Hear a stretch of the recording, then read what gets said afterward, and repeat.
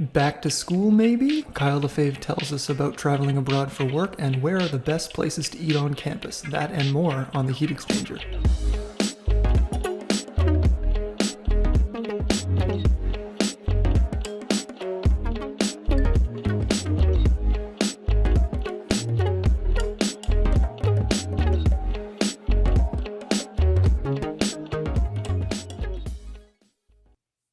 Hello and welcome to episode 4 of the Heat Exchanger podcast. This week's episode brought to you by a vacuum distillation column. Everything sucks. How you doing today, Vince?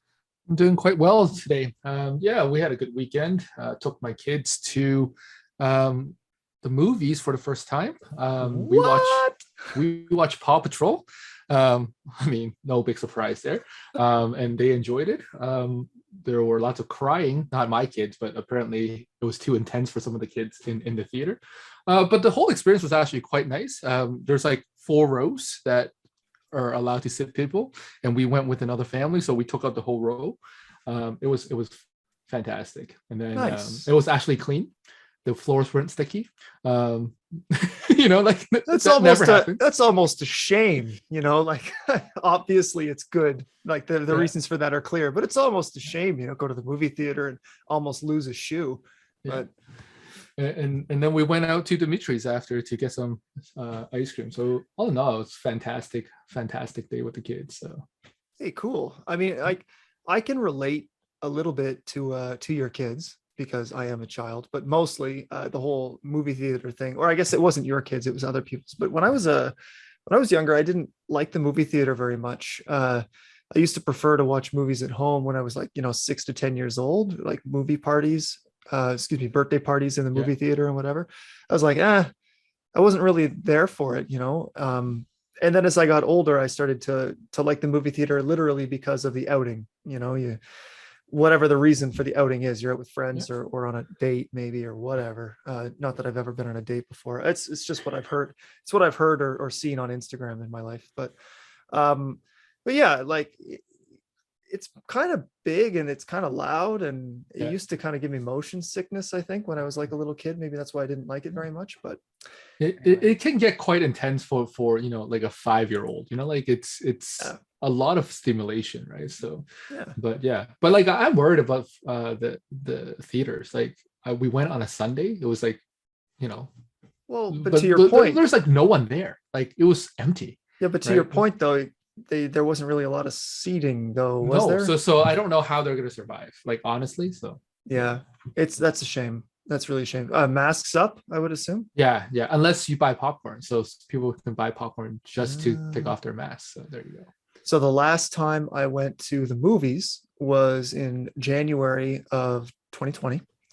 And it was with my cousin Robert. Shout out to my cousin Robert, who turned 41 years old yesterday. Cheers. Yeah. And we went to see the full trilogy of director's cut Lord of the Rings movies on a Saturday. Well, you went for a marathon. We went for the marathon at the Cineplex in Oakville. And we were there from 11 a.m. till 1 a.m. And it was in a theater, obviously, because it's like a marathon. So it's like, did that include The Hobbit? No. But like it did include like 1 hour breaks between the movies, and each movie averaged like 3 hours, 15 minutes. Like I had never actually seen director's cuts of those movies before. That's ludicrous. Like nobody can survive that, but we made it. Anyway, my point is that, with the whole like eating and drinking with your masks off, of course, masks weren't a thing at the time, but the only reason I survived was because we were in an adults only thing and you could just buy beers. And so we just got blitzed in like the 3rd row of the movie theater. It was great. It was a good time, but cool. I kind of miss the theater. Oh yeah. And apparently Lord of the Rings have a TV show, and they're no longer filming it in New Zealand. They're moving it to the UK. Well, that's a shame. I had a friend once, I think, that went to a trip to New Zealand and took a bunch of pictures in front of certain set pieces, I guess, like backdrops from that. What an incredible area. I mean, that's the reason you go to New Zealand, right? For the sheep and also for Lord of the Rings. And for their lack of COVID cases, I think I actually looked and they had like 30 COVID cases in Hey, the country. they have an outbreak right now, Oh so no. yeah. Okay, never mind. I take it back. But Sorry. they have done a fantastic job over the past 2 years, I guess, year and a half or so. Yeah. Anyways, Speaking of the last 2 years and year and a half, excellent segue, Dr. Lung. This is our back to school spectacular special because in about a week's time, or maybe a couple of weeks' time, I suppose, we are hoping that students will be back on campus. We know the residences will be full. We're here toward the end of August, getting geared up for the school year. And in the spirit of heading back to school and everybody maybe hopefully coming back to campus, we wanted to talk about a couple of things that like some reflections on the pandemic and stuff, right? So yeah, for sure. I Yeah. guess I'll start and I'll ask you a couple of takes. So looking at a bit of a more positive spin on the last 2 years of your life, what is something and it like related to education, related to the courses that you teach, related to campus life, whatever you like. What is something from the last 2 years that you think is a positive outcome of the pandemic and that you are kind of glad to have either learned or seen and will do in the future? Yeah. So I think one thing obviously is the recorded lectures. Mhm. So I did recorded lectures prior to this through Echo 360, but I I really appreciate the fact that this is going to be a norm. Like I don't think we can ever go back. So every prof will most likely record in some form or fashion, and I think that's a good thing for accessibility purposes and whatnot. The other thing that I find for student life, and this might get a little bit deep. I don't know. It's not so much about education, but about understanding um, our people, our society, and just understanding how we work. So I think over the past 2 years, people have realized the importance of real life interactions. I think we're forced to realize how important that is now that it's been taken away from us to some extent. I think as a society, what we were going off on, like I guess Facebook is not really a thing, but like Instagram and whatever, TikTok, all that stuff, that's still a thing. But I think even among the students that there is a yearning for real life interactions, and I think that's a very important piece. Where it's like, like maybe before the pandemic, we could think of a society where it's like, hey, like maybe we don't need each other, we don't need to come in, and we could just have all our interactions virtually and whatnot. But I think these past 2 years have really enforced the fact that no, like humans are made to interact face to face. At least we have a longing for it, and that's one thing that I'm glad that I guess we come to a conclusion on, and really looking forward to as well when we do get back together on campus, right? So that we could quote unquote cherish our time together, because we've lost. Like it's like that cliche, right? Like you don't know what you have unless after you until you lose it, right? So Yeah, pave like paradise, put up a parking lot, as they exactly, say. right. Like simple things like studying at Thode with your friends. Like you take it for granted, and now Well, it's like it's like, oh, like it's something that's actually quite important, like I tell you, I've been pretty clear, I think, with in faculty meetings with students, just talking with friends throughout the last couple of years, that one of the most important things of being an undergraduate student that's just getting crushed on all sides by workload and all this garbage is commiseration. yeah. Like you just want to know, and this is 100% genuine, right? This is coming from somebody who went through that. I mean, you and I went through it, like we were in middle of undergrad like 10 years ago. So it was a while, but it's not like far enough that we forget how painful it is, right? Like Yeah. you just want to know that you're not the only one struggling. You want to leave your Math 2Z03 class and complain about how you didn't get anything in that class with your friends while you walk right to your Chem 1AA3 class or something, which you will then complain about after the, like, you just complain to each other because it just makes you feel better. It forges that sense of community. And like, if you struggle on a test, or you think a test is unfair or whatever, just leaving the room and seeing like your friend look at you and just like, you both laugh at each other, and you just like, you know, through unspoken consent that like, oh yeah, that was a bomb, but oh well, we at least we did it together, right? That's gone, or at least it has been gone, and that's bad, right? That's painful. So anyway, I totally agree. I think for me, maybe I'll go a little less humanitarian than you, just talking about, sorry, I went too deep, eh? Well, no, it wasn't, it was good, but I'll go on a personal level then, seeing as you've already covered everything and you've made yourself look like the good guy. And I'll say that something that I appreciate over the last couple of years is learning. So learning new technologies, right? Like being flexible and figuring out those recordings. So I also recorded, not using Echo 360, although I did that for the last year, but I've been recording on my old camcorder since 2015, right? So I would be the guy wandering around campus with a tripod and like recording all my classes that way. And that's because of Kevin. Shout out Kevin Nunn, he's the king. And like, you know, so that's something that I also think has been good. But for me, learning things like Camtasia, or like, you know, audio editing software, even just to make this podcast, it's made it a little bit of a breeze, right?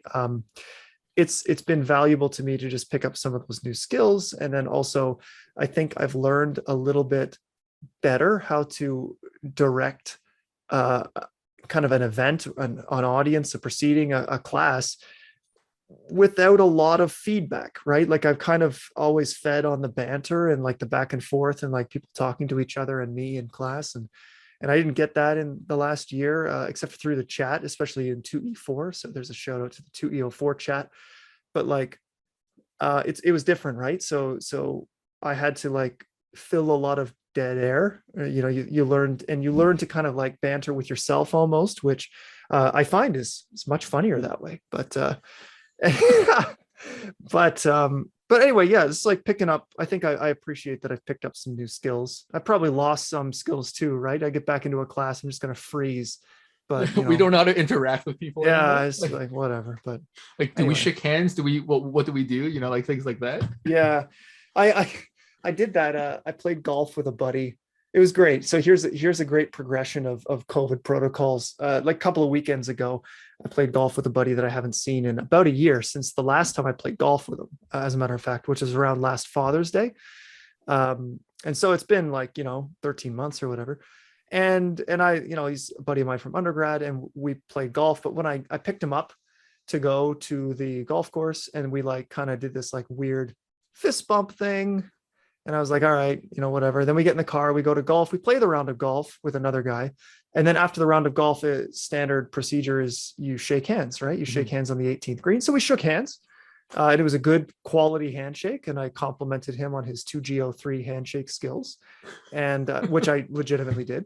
And then we went back to his place because Laura was with his wife and kids, just like playing in the backyard. And then we hung out there for just like half an hour or so. And then we left. And before I left, I gave him a hug. So there we go. So we went kind of the full spectrum. It took only about, you know, 6 total hours for me to go from awkward bro fist bump to hug with somebody that I haven't seen in a year. And I think that it's going to be a little bit like that, right? Like, yeah, people aren't going to know what to do. Some people will just like throw caution to the wind. Other people will be like tentative, but mostly I think, as somebody that, you know, I'm not going to say I'm going to throw caution to the wind, but as somebody that's willing to, you know, shake hands or something, it's the other person's comfort level that's going to get in my way, right? Like it's going to be like, ooh, got to make sure I don't cross the line. So yeah, whatever. All right, we're getting a little lost in the sauce here. So let me ask you the next question, which is, what is the one thing about the last 2 years that you are looking forward to not doing anymore? So what is your least favorite part of the last 2 years teaching online and stuff? I think my least favorite part is being stuck in my basement. I mean, I don't think I've seen you outside your basement except for like literally once, and it was in person. So Yeah. So I mean, yeah, like I mean, the basement is fine, right? It gets cold here, but yeah, it's just being cramped in here and not being able to like see colleagues or just see students like those things. I do wish would go away. Um, Yeah. but I'm still thinking that I'll probably work at least one day from home, right? So, but it is Yeah. what it is. But I mean, like that's the kind of thing that again, it's something that maybe is a silver lining, a positive. And I know a lot of people are thinking of doing that sort of thing too. And as long as your productivity is there, then you should do whatever is most convenient for you to get the most work done as efficiently as possible, right? You know, be the Carnot cycle, because I know that you were looking for a way to work that into the podcast a few minutes ago. So there you go. How about Be you, be Jake? as efficient as possible. Uh, I am in a purely educational sense, like just related to my job. Yeah. I'll be completely honest with you, and this might be an unpopular opinion, but that's why it's hot takes. I'm looking forward to in-person tests, Vince. Wow. I am looking forward to just a little extra layer of control. We've had some issues, and I'm not like saying that my courses were worse than others or whatever, but we had some issues with academic dishonesty, kind of department wide and faculty wide. I'm not calling out, shouting out our department saying like you guys are the worst. Like it was just a bit of a problem, I think, everywhere. And I just want to have the faith that the people that are in my class are actually demonstrating their understanding, and I can not only can I, but they can also hold themselves accountable for their own learning kind of in that way.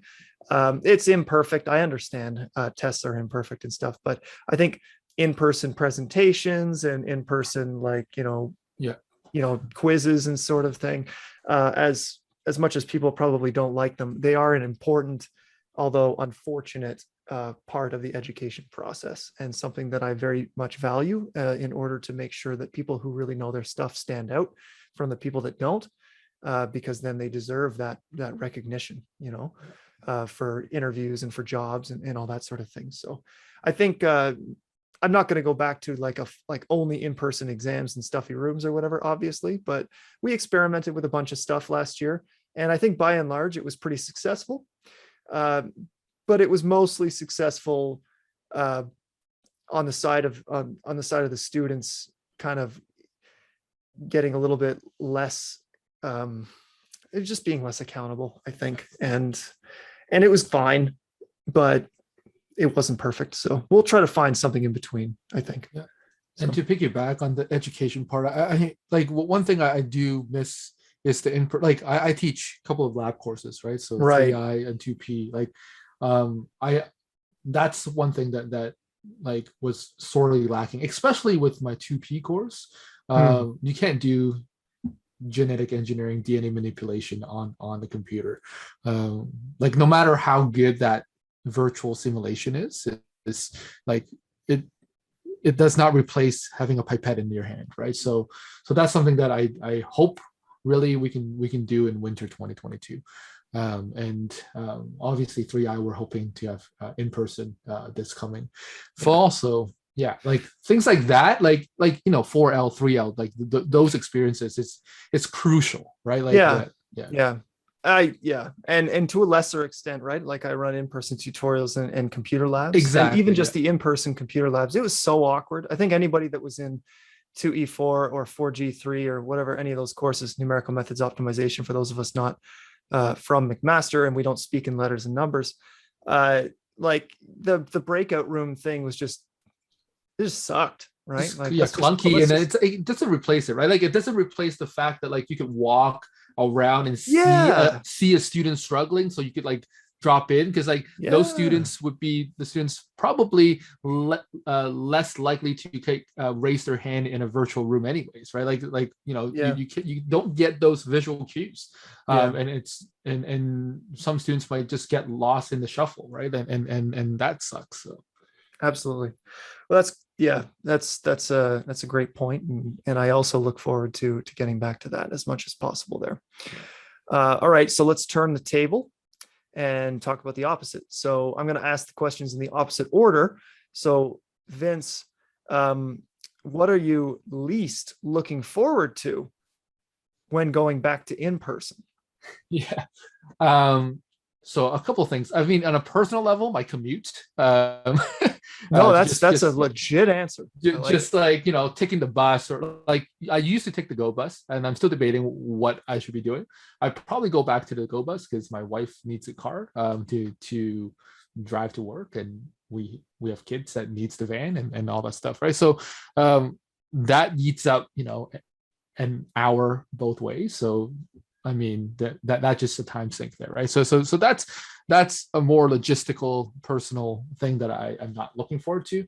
And the other thing probably is, especially in the fall term, the hybrid situation.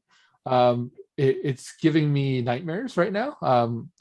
I have half the students that want to be in person for lab, and half the people that want to be virtual, and I just don't know how to properly administer both at the same time, and dealing with those kind of logistics, and then now like thinking about like how do we keep it equitable for people that are in the lab and whatnot. So all those like smaller details of how to run those courses. Yeah.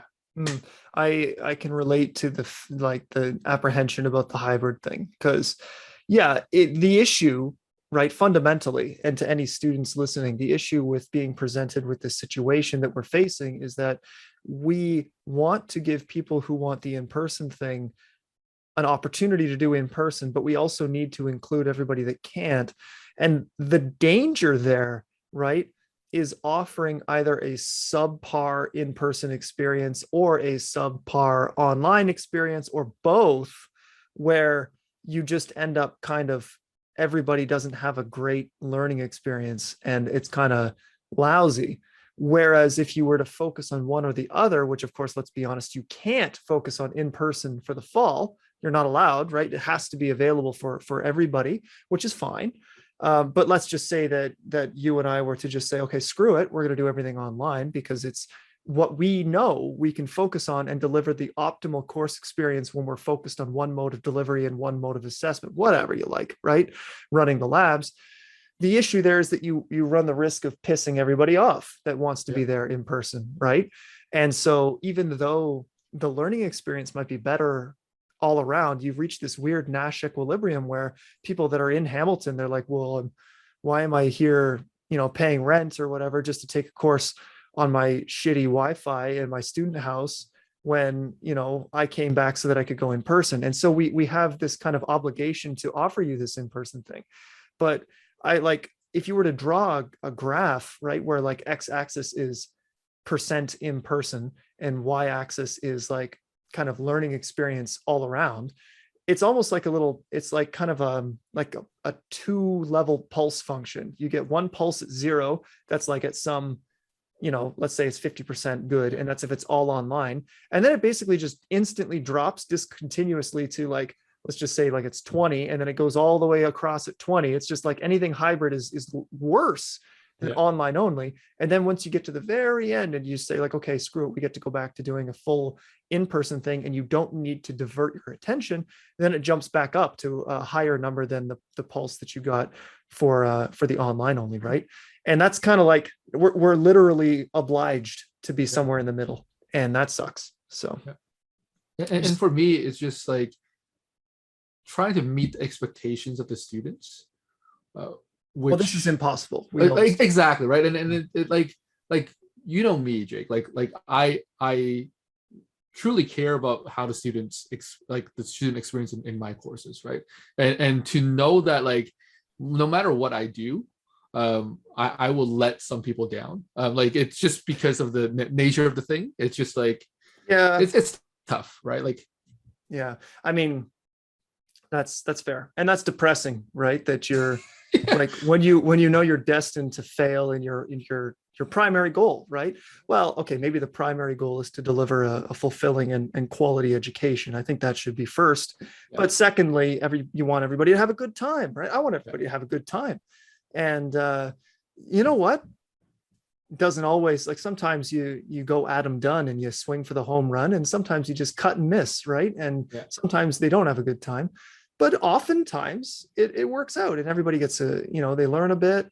Um, and they have a positive learning experience, and that's what we want. That's the continuous competing goal.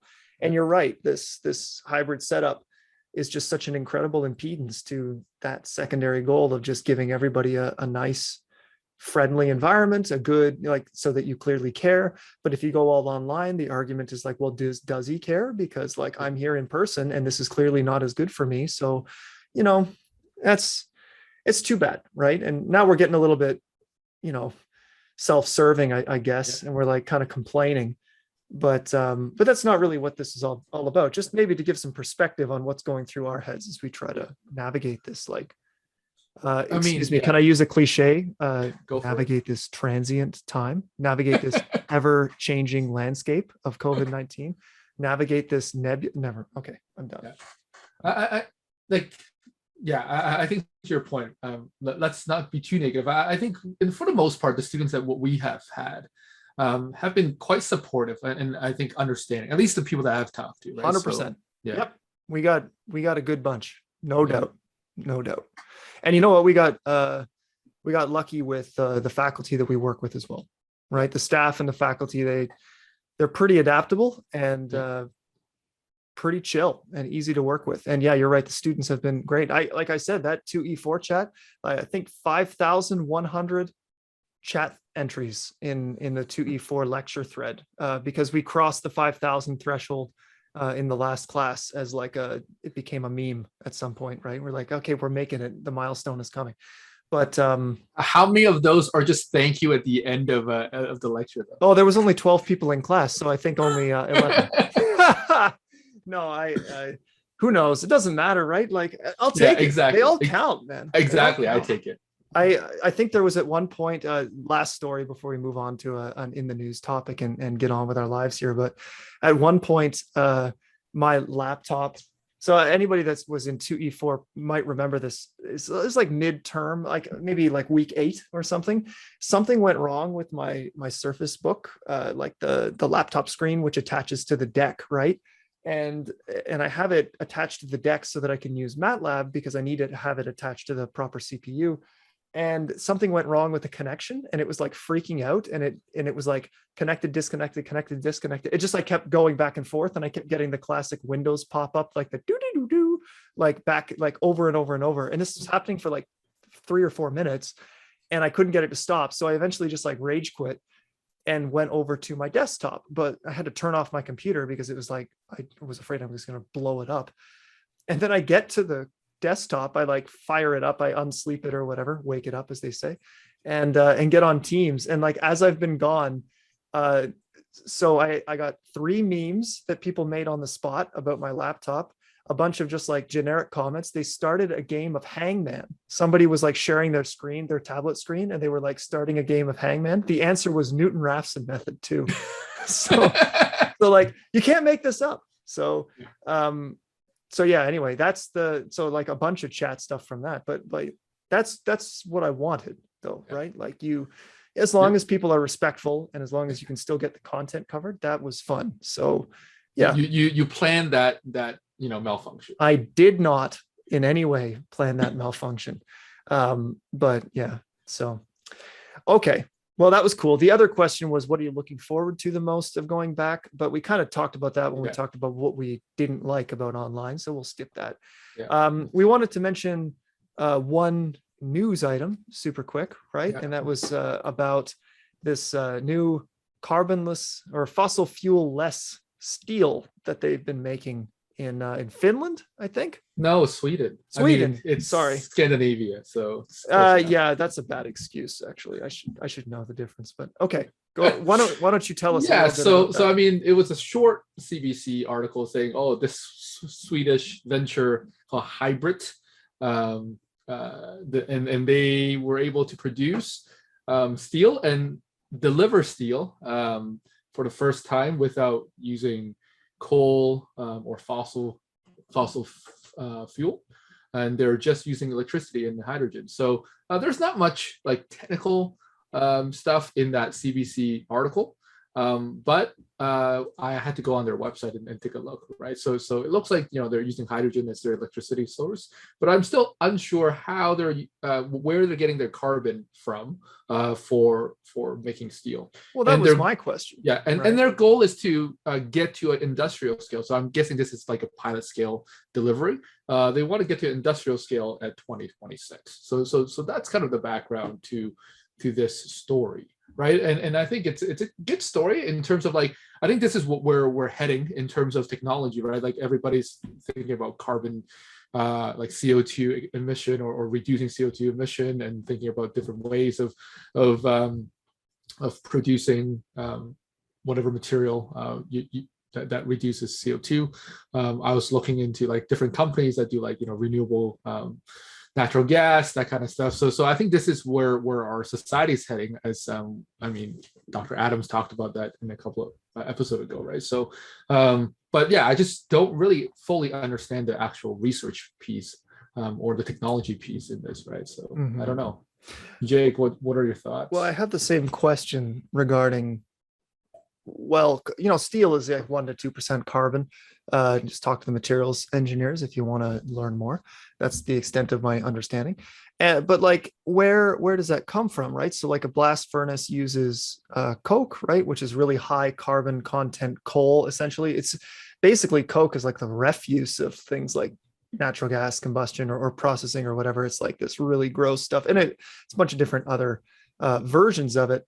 And burning the coke to get the carbon to put in the steel apparently is basically only done because it's been done for 100 years and it's pretty cheap, right? And the majority of the coal or whatever you like that's burned in the blast furnace step in making steel, which of course you can then combine with scrap in an electric arc furnace, which is really cool, by the way. EAFs are really cool. You should check those out.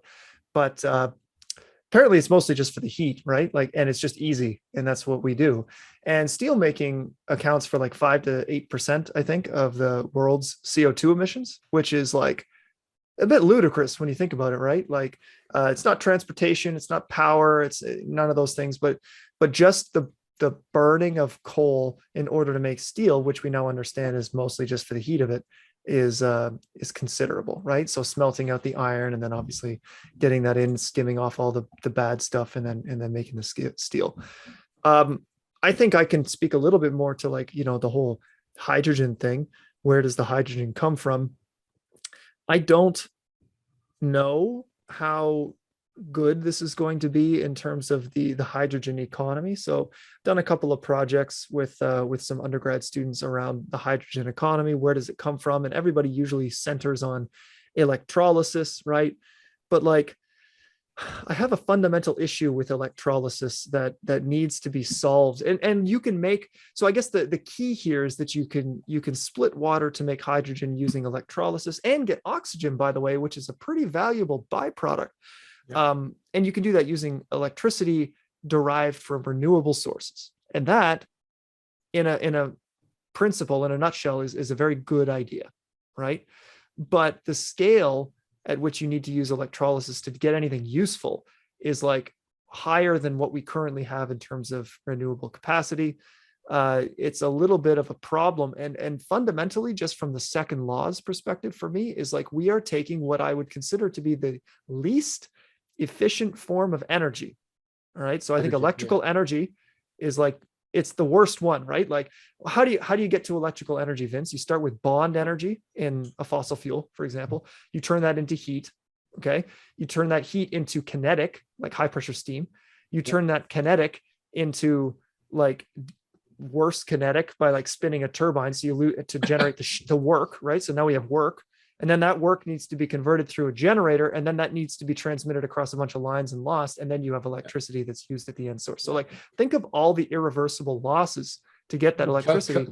Calculate the work loss on that. Yeah, UF students. And that's why a typical electricity plant, like think of your best, fossil fuel electricity plant, maybe a natural gas combined cycle or something like that. It's like, if you can hit 60 points, right, on higher heating value of natural gas, that's amazing. And that's way better than any coal plant, right? So you're using the world's least efficient form of energy in order to just get the bond energy back, right? You just get the hydrogen, which is like going back to step one. And it just like blows my mind. So the only way it works is if we get that electricity from renewable sources. But now we have this like what comes first, the chicken or the egg thing, where, you know, the electricity to make the hydrogen that they want to use to make the steel currently comes from non-renewable sources, at least, you know, not maybe not in bulk, especially not in the Scandinavian area, but like it comes from that, which is then used to make the steel, which is then used to make the wind turbines. So like eventually maybe there's an end point there, but it's the hydrogen that gets me, right? And there's other ways to get hydrogen too. Let's not be silly. But when I was reading about this, most of the suggested methods, I think it's the blue hydrogen methods, right, are splitting water. And I'm like, Yeah, and I mean, to their credit, like I think that there are a lot of questions to this, but to their credit, that they're trying. well, yeah, You know what I mean? Like they're looking at the like literally on the website, they're looking at the feasibility of this in the industrial scale, right? And maybe by 2026, they're like, okay, it's actually not going to work out, and you know, it is what it is, right? But I feel like and this is kind of back to where Tom was saying, right? Like a lot of this is policy driven and politics as well, right? We want like in 2050, blah blah blah, you know, CO2 or you know, carbon neutral, all that stuff.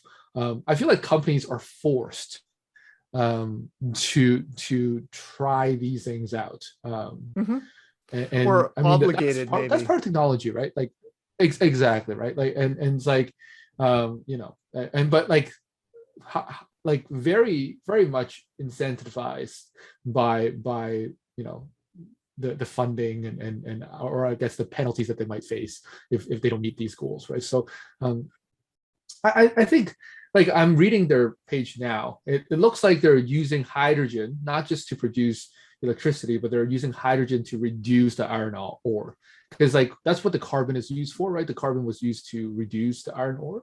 So I guess they're trying to use hydrogen instead of carbon. So I'm guessing these steel would have a much lower percentage of carbon in their final form compared to like a traditional well, steel. not in its final form, but yeah, like the reduction of the ore can happen without coke, right? Yeah. That's what they're claiming, because that's like basically the what you need is the heat source in that case, right? But Yeah. no, you can sweep that off with the hydrogen, and I saw that, and that's great. You still need a little bit, I guess, in order to make the steel. And again, yeah. So at the end of the day, you can cut the emissions of steel huge by switching to something like that. But the catch there is that you need to get that hydrogen. Yeah. So you might get your carbon production somewhere else. Like, Well, it's all about that life cycle impact analysis, right? exactly right. Yeah, So like this process might be like carbon free, but you know. Like, well, yeah, that's a classic. It's a classic misnomer. People that misunderstand things, right? Like, you know, even a natural gas power plant that's gate to gate zero emissions, right, has full CO2 capture. Let's just say it does, but no plant has full CO2 capture. So as something that I had to do for my research before getting my PhD, I can tell you that like 17% of natural gas from the wellhead to the end user is lost. It's called a fugitive emission, and it just escapes. So, and we know that CH4 is 25 times worse for the atmosphere than CO2. So like, you know, you still have considerable emissions that are uncontrollable losses before it even gets to the plant, and you need to account for that if you're using that that CH4 elsewhere, right? Using that natural gas elsewhere. So anyway, you know who is a good person to ask about this and to get his take on this new steel making thing, and then also on some other stuff, is our guest speaker coming up.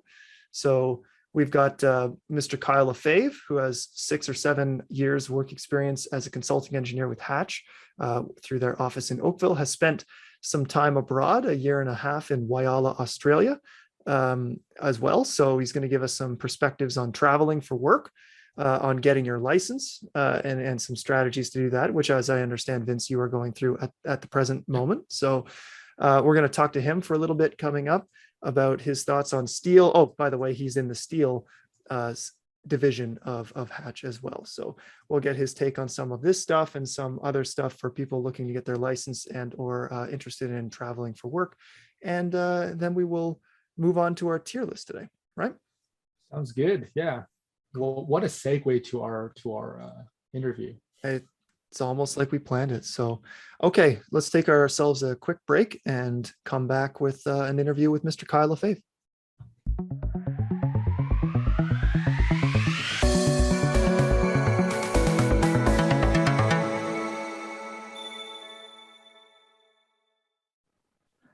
All right, and welcome back to the Heat Exchanger podcast. We are pleased to be joined by Kyle Lefebvre, a graduate from the chemical engineering program in 2013 and currently working at Hatch Consulting out of Oakville. How you doing tonight, Kyle? I'm doing excellent. Thank you for having me. Yeah, no problem. No problem. We are excited to talk to you. Today is our back to school special. So as everybody goes back to school, we'll be rating some food things on campus. We're talking a little bit about our time on campus. But something else that came up in the news is related to your field of work, which is in steel making and that sort of thing. So we're going to get to that in a little bit. But first of all, why don't you introduce yourselves to our listeners and tell us a little bit about your time at Mac and since. Yeah, so as Jake said, my name is Kyle Lefebvre. I graduated from the Chem and Bio program in 2013. And I actually went into it with like all intents and purposes of doing genetic engineering. That's what I wanted to do out of high school.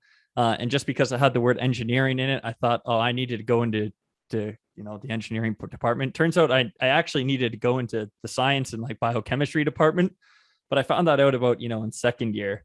But at that point, I'd already found like the programming stuff really interesting. And so I stuck with it. I actually really liked the chemical engineering department. I really liked the bio aspect of it too.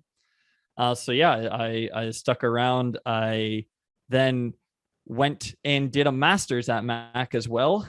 Did basically the same thing as Jake, but on a much smaller scale. I worked with Dr. Adams, looking at, I would call it like green energy in a way, or a way to supply energy, heat, hot water, kind of everything to a building, specifically what is now the Hatch building on campus. It was called Excel in my time. But yeah, my journey more or less kind of took about 8 different turns. As I said, I started going into it wanting to help the world through, genetic engineering, helping people through gene therapy and stuff like that. In chemical engineering, I found I was really drawn to kind of the process side, the simulation, everything. And then, as I said, I did a master's in that whole field as well. And then in 2015, I took the summer off, and then I started at Hatch that October. Been there for about 6 years now. That's great, Kyle. It seems like you went kind of in and out, bio, and then went to the energy side, and then landed at Hatch. So can you tell us a little bit about your role at Hatch, how you started there, and then maybe it evolved, and then what do you do there now? Yeah, so I guess to answer the first question, how I got a job at Hatch, I was just kind of looking at what jobs were available to someone with kind of a process was really my drive. So I was looking at the process engineering roles at various areas.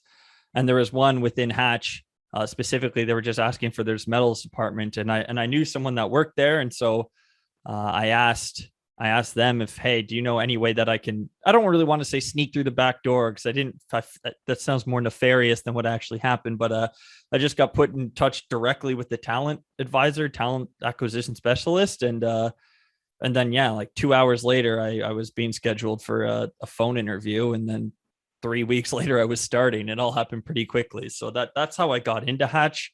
What I do there, again, to continue with the theme of left and right turns, I joined, as I said, the metals team, specifically iron and steel. So again, bio into green energy, into, I think, inarguably the biggest emitter of carbon or GHG in the world. In terms of an industry. And again, in the interview process, I knew nothing about iron and steel. The amount I knew about what was in steel came from Minecraft, where you put like a iron ingot into the furnace with some coal, and maybe not anymore, but and then a steel ingot came out, and it that was what I knew. So yeah, I went into the interview process with that much background knowledge, and yeah, so again, I consult in the iron and steel industry, which when I first started, mostly just involved doing a variety of mass and energy balances on the systems, looking at blast furnaces, looking at the different steelmaking vessels, electric arc furnaces, anything, and helping out the project teams, whether it's optimizing inputs, figuring out value and use of, okay, if we change from this ore to this ore, what happens?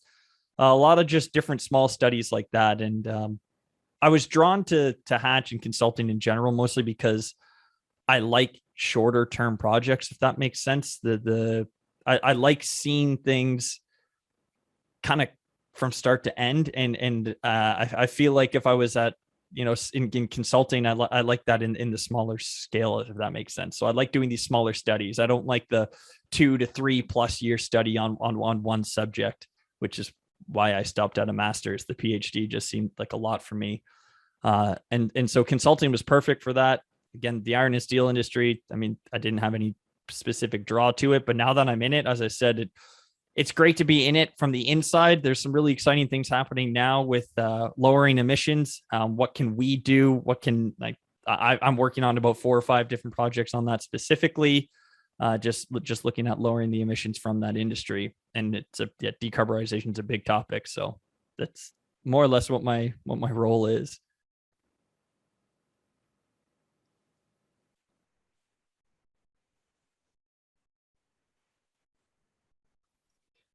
Okay, so just to maybe go off of that a little bit, and thanks for giving us the kind of the background on how you got your job and that sort of thing. But one thing that we did talk about earlier in the show was this new technology coming out of Sweden. It's steel made without the use of fossil fuels, right? Now, I think that maybe the article we read called it carbonless steel, but I think that we can both agree that that's probably impossible. But steel made without fossil fuels at any point in the supply chain in principle, right? Or ideally. Just wondering, based on your experience with all the different units, with all the different processes and the supply chains, what's your take on this green steel economy, and do you think it has any legs?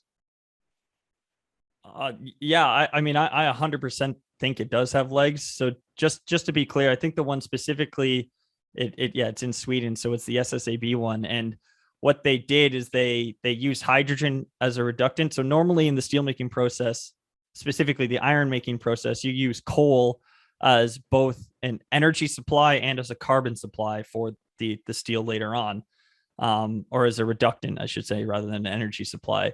And hydrogen is just as good as a reductant, but the issue is that it's very, very expensive and also quite difficult to handle once you have it. And so people have in the past kind of stayed away from it, but now as you said, they're going to more carbonless or fossil fuel-less steels. But in this one specifically, they still, in order to make the actual steel, so they made the iron without carbon, or without it still has carbon in it, but without fossil fuels. But they still had to make the steel with recycled steel.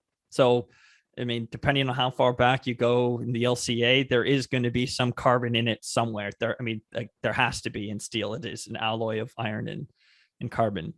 But do I think it has legs? I think it very much does. I mean, as I said, and I meant it seriously, the iron and steel industry emits like something like 8 to 9% of the total global CO2 emissions, just like a massive, massive number. And so when everyone's talking about lowering emissions, the iron and steel industry, you're just going to inevitably look at it because of its size. And again, they're using coal. It's not like they're using, natural. I mean, they are using natural gas, but they were just using coal. And so there's a lot of different ways to look at it instead of using these fossil fuels, and hydrogen's the big one. The only concern most people have with that is how you get the hydrogen. And I know there's a whole bunch of different colors being thrown around for hydrogen as well: blue, green, probably teal, I guess, if you're going to combine the two. And so we've done a lot of studies on, well, if we want to completely replace the coal, I can't remember the exact number, but we were looking at a steel plant, like a pretty small one. It doesn't make a lot, like maybe 4 million tons a year or something like that, which, considering China makes like 7 billion or something like that, it's kind of small fries. And it was in order to make the electricity, to make the hydrogen, to make the steel for that plant, which you can see the chain there. You needed an electrolyzer the size of the entire power grid of Australia, which is like, you just can't have electrolysis units that big, right? It's just insane. So there's a lot of different technologies that need to come forward before the steel making process can become green. And it is a little unfair to look at steel and say, oh, you need to be green. But I think they have a big enough stick to swing and say, look, we need these previous technologies, electrolysis, green power is another big one too, that needs to come forward in order for the whole industry as a whole, in order to become carbonless or massively reduce their emissions potential. Switching gear a bit, and speaking of Australia, I know you travel there to work, and maybe perhaps some of our listeners, some of our students, really might be wondering what traveling is like for work, and that they might hear. I know a couple of students that are at jobs where at the first couple of years that they just travel everywhere, right? And maybe that's on the back of their minds. And so, can you tell us a little bit about how was working abroad for a prolonged period of time for you, Kyle? Sure. Yeah. So I guess there's kind of two minor questions there. There's the one that's the for the long period of time, which is, as I was relocated to Australia for 9 months in 2019. But there's also the question of just like, what's travel for work like if maybe for like a 1 or 2 week stint. So I think there's two questions there. I'll kind of address them separately. So the first one I'll tackle is the shorter stint ones. And again, maybe the iron steel industry is a bit different, but like I've traveled to Brazil, I've traveled to Europe, I've traveled to Australia for work. And when you're going there, you're not necessarily, when I went to Brazil, I didn't go to Rio. I went to, no offense to Hamilton. I lived there for 7 years, but I was going to the Hamiltons of the respective countries. So I think as a consultant, we fly to, our clients, we collect data from them a lot of time. That's what I was doing. And we give the presentations. So it does sound glamorous, but just keep in mind, I'm not necessarily in the most beautiful places, but in the short stint, it's pretty good. I mean, you go there, you work, I would say more than 9 to 5, like you go there for a 40-hour work week, you're probably putting a bit more in time, but at the end of the day, like you're still in Brazil and you still got a weekend. So depending on what you want to do, you can fly to Rio. I just kind of stayed in the area and traveled locally, but you do get to see a lot of different cultures, which is amazing. A lot of different foods, which for me is really good. I like to eat. I don't like to cook, but I like to eat. And yeah, it's just fascinating to kind of see the different, just what the rest of the world is like. The most jarring one for me was being in Beijing. Even in Beijing, like we had our Beijing office, which was like, right downtown, I guess, depending on how big downtown Beijing is. But, we were in the middle of a big building. And then the next week I flew to Mongolia to give a presentation, and it was just like completely different. Like, I'm in Ulaanbaatar. I think the building, or like the entire city I was in was the size of like the building I was in Beijing. It was totally different. But still, again, I love it. I really like that aspect of my job. And if anyone has any fears of it, I would say if you like traveling in any way, traveling for work is just like someone else is paying you to do it, depending on what company you go. Like I still get my own air miles. So eventually, like, I, Kyle Lefebvre, get lounge access when I travel personally too. So I still get air miles. I got so many free stuff from that. So yeah, it's worth it. But for the longer stints, it's a bit different. They in this specifically for me, they kind of, I don't want to say they threw me to the wolves, but I went to, again, the Hamilton of Australia, but I went entirely alone. Normally with those little work trips, you're going with someone else, with potentially someone more senior who can help guide you. But in this case specifically, I went there alone. And so they helped me with accommodation. They helped me with everything administratively you would expect, except I'm a pretty social guy. And so like, I didn't really have friends when I first got there, which was tough for me, because all my family was 14 and a half hours back. And yeah, I was in a half-hour time zone. Now that I think about it, it was kind of, the Newfoundland. But yeah, it was a bit different in that regard. And yeah, all my friends, all my family was gone, or not gone, but back home. And I had to do something different. And so I had to break out of my shell, which, if people know me, might be weird to think of me having a shell, but I had to put myself out there more than I was used to doing, just to kind of connect with a small town. But again, once I did that, like, I assimilated it in this place instantaneously. Once I broke out of my shell, I joined a field hockey team, never played the sport in my life. I was just like, thank God I'm right-handed shooting in hockey, because otherwise there was no left-handed sticks. So you can't use your backhand. So it's, that helped me out. But yeah, I really liked kind of forcing myself to go out there and forcing myself do something new. I was really grateful that they spoke English. I was, was sent to an English speaking country. I wasn't sent to Brazil, which was another one that was potentially on my radar. And yeah, I loved it. I think I grew a lot professionally, again, because I was the only one there. I had to be the one kind of answering the questions. I had to be the expert in a role that I'll be honest, I didn't really feel I was prepared for. I didn't really feel I was prepared. Like, I was an expert. I was only, 3 or 4 years into my job. But kind of once people start asking you questions and you realize, oh, I do know the answer to this. And I guess this isn't necessarily for travel, but in general for consulting, they're asking you questions and you do know the answer to it. You don't have to go consult a book. It's just in the top of your head.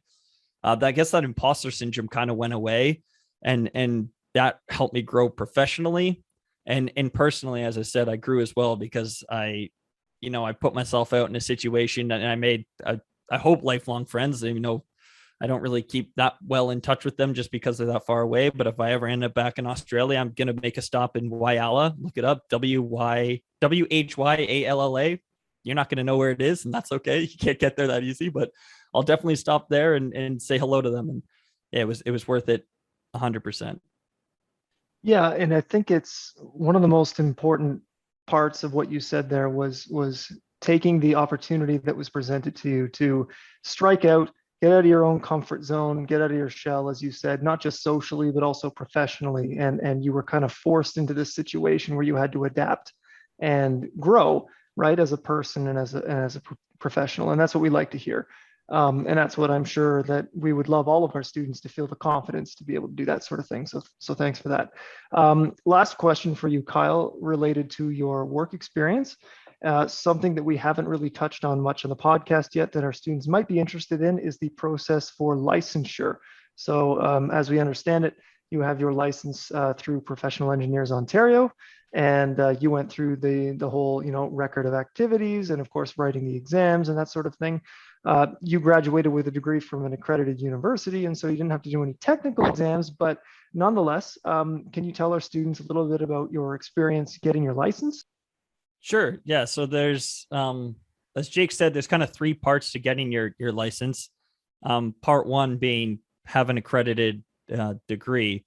So again, I graduated from Mac, so that was fine. But I think if you come internationally, you do have to do these technical tests. So I can't offer anything on that, but that is part of it. The second part of it is a ethics. Oh gosh, I can't remember. Ethics and law. That was for the test. Ethics and law that were tested on. And you get 3 hours to write both, I believe it was. And I would say the best thing that helped me prepare for that was Hatch offered a prep course. It was 12 hours over a weekend, I think it was. They gave you a bunch of exams, and they basically lined out, they didn't just like teach you how to take the test. They actually obviously taught you the material. They taught you that, these are the different cases that existed in the past in engineering history.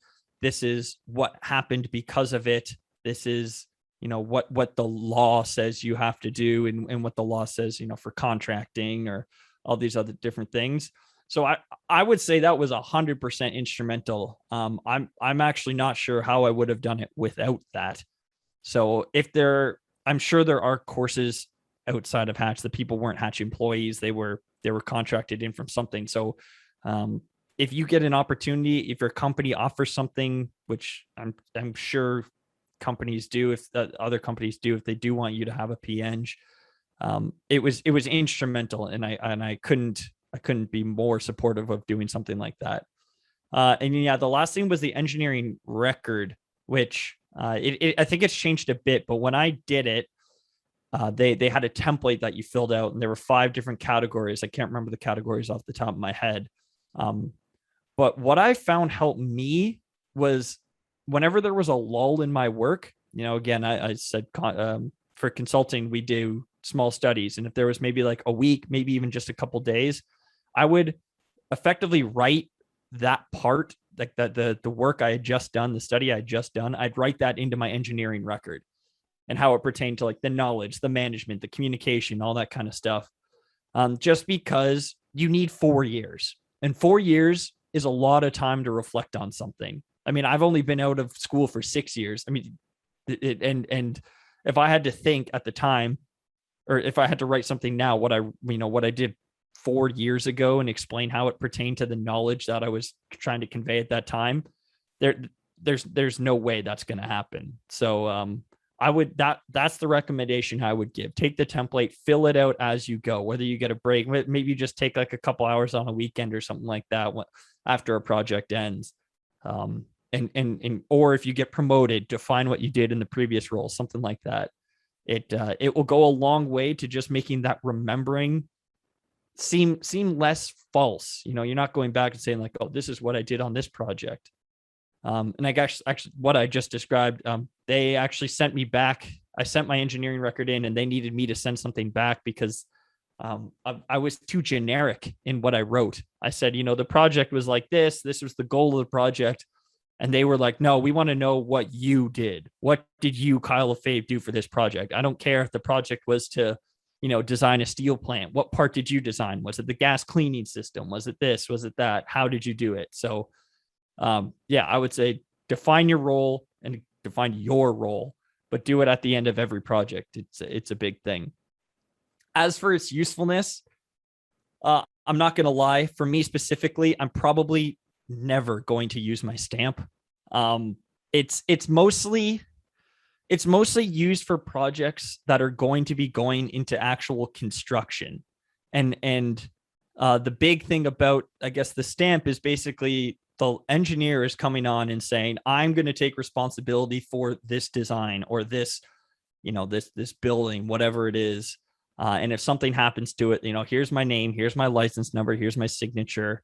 I am responsible.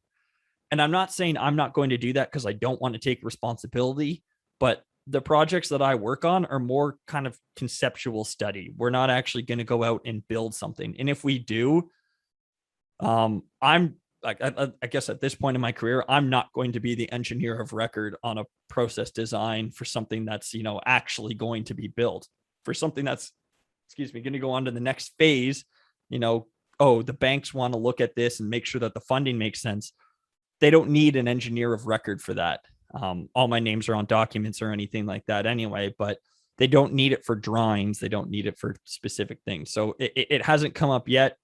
And the people that I talk to in my group kind of say the same thing. Anything that we study, our group doesn't really do these big execution projects. That being said, if you do want to be the engineer of record for these big execution projects, it will be instrumental for what you want to do, because it needs to happen. And if you're the one that can take that responsibility, can shoulder that. I know last podcast you guys talked about the responsibility of engineers. It's big, and putting that onto your backs is a big thing, and the professional engineering license is a key step to that. Yeah, for sure. The responsibility of an engineer is quite important. I mean, the law says that it's important, but also just the ethics of it, right? And thanks, Kyle, for plugging our previous podcast. Clearly, you have been listening. But now it's time for a little bit more lighthearted questions. And so, can you tell us a little funny story about, when you were at Mac, maybe during graduate school. I've heard that you are quite a fun guy. So why don't you give us a story about a time when you were at grad school? Yeah, I mean, I don't know where you would have heard that lie, but you probably want to check your sources on that one.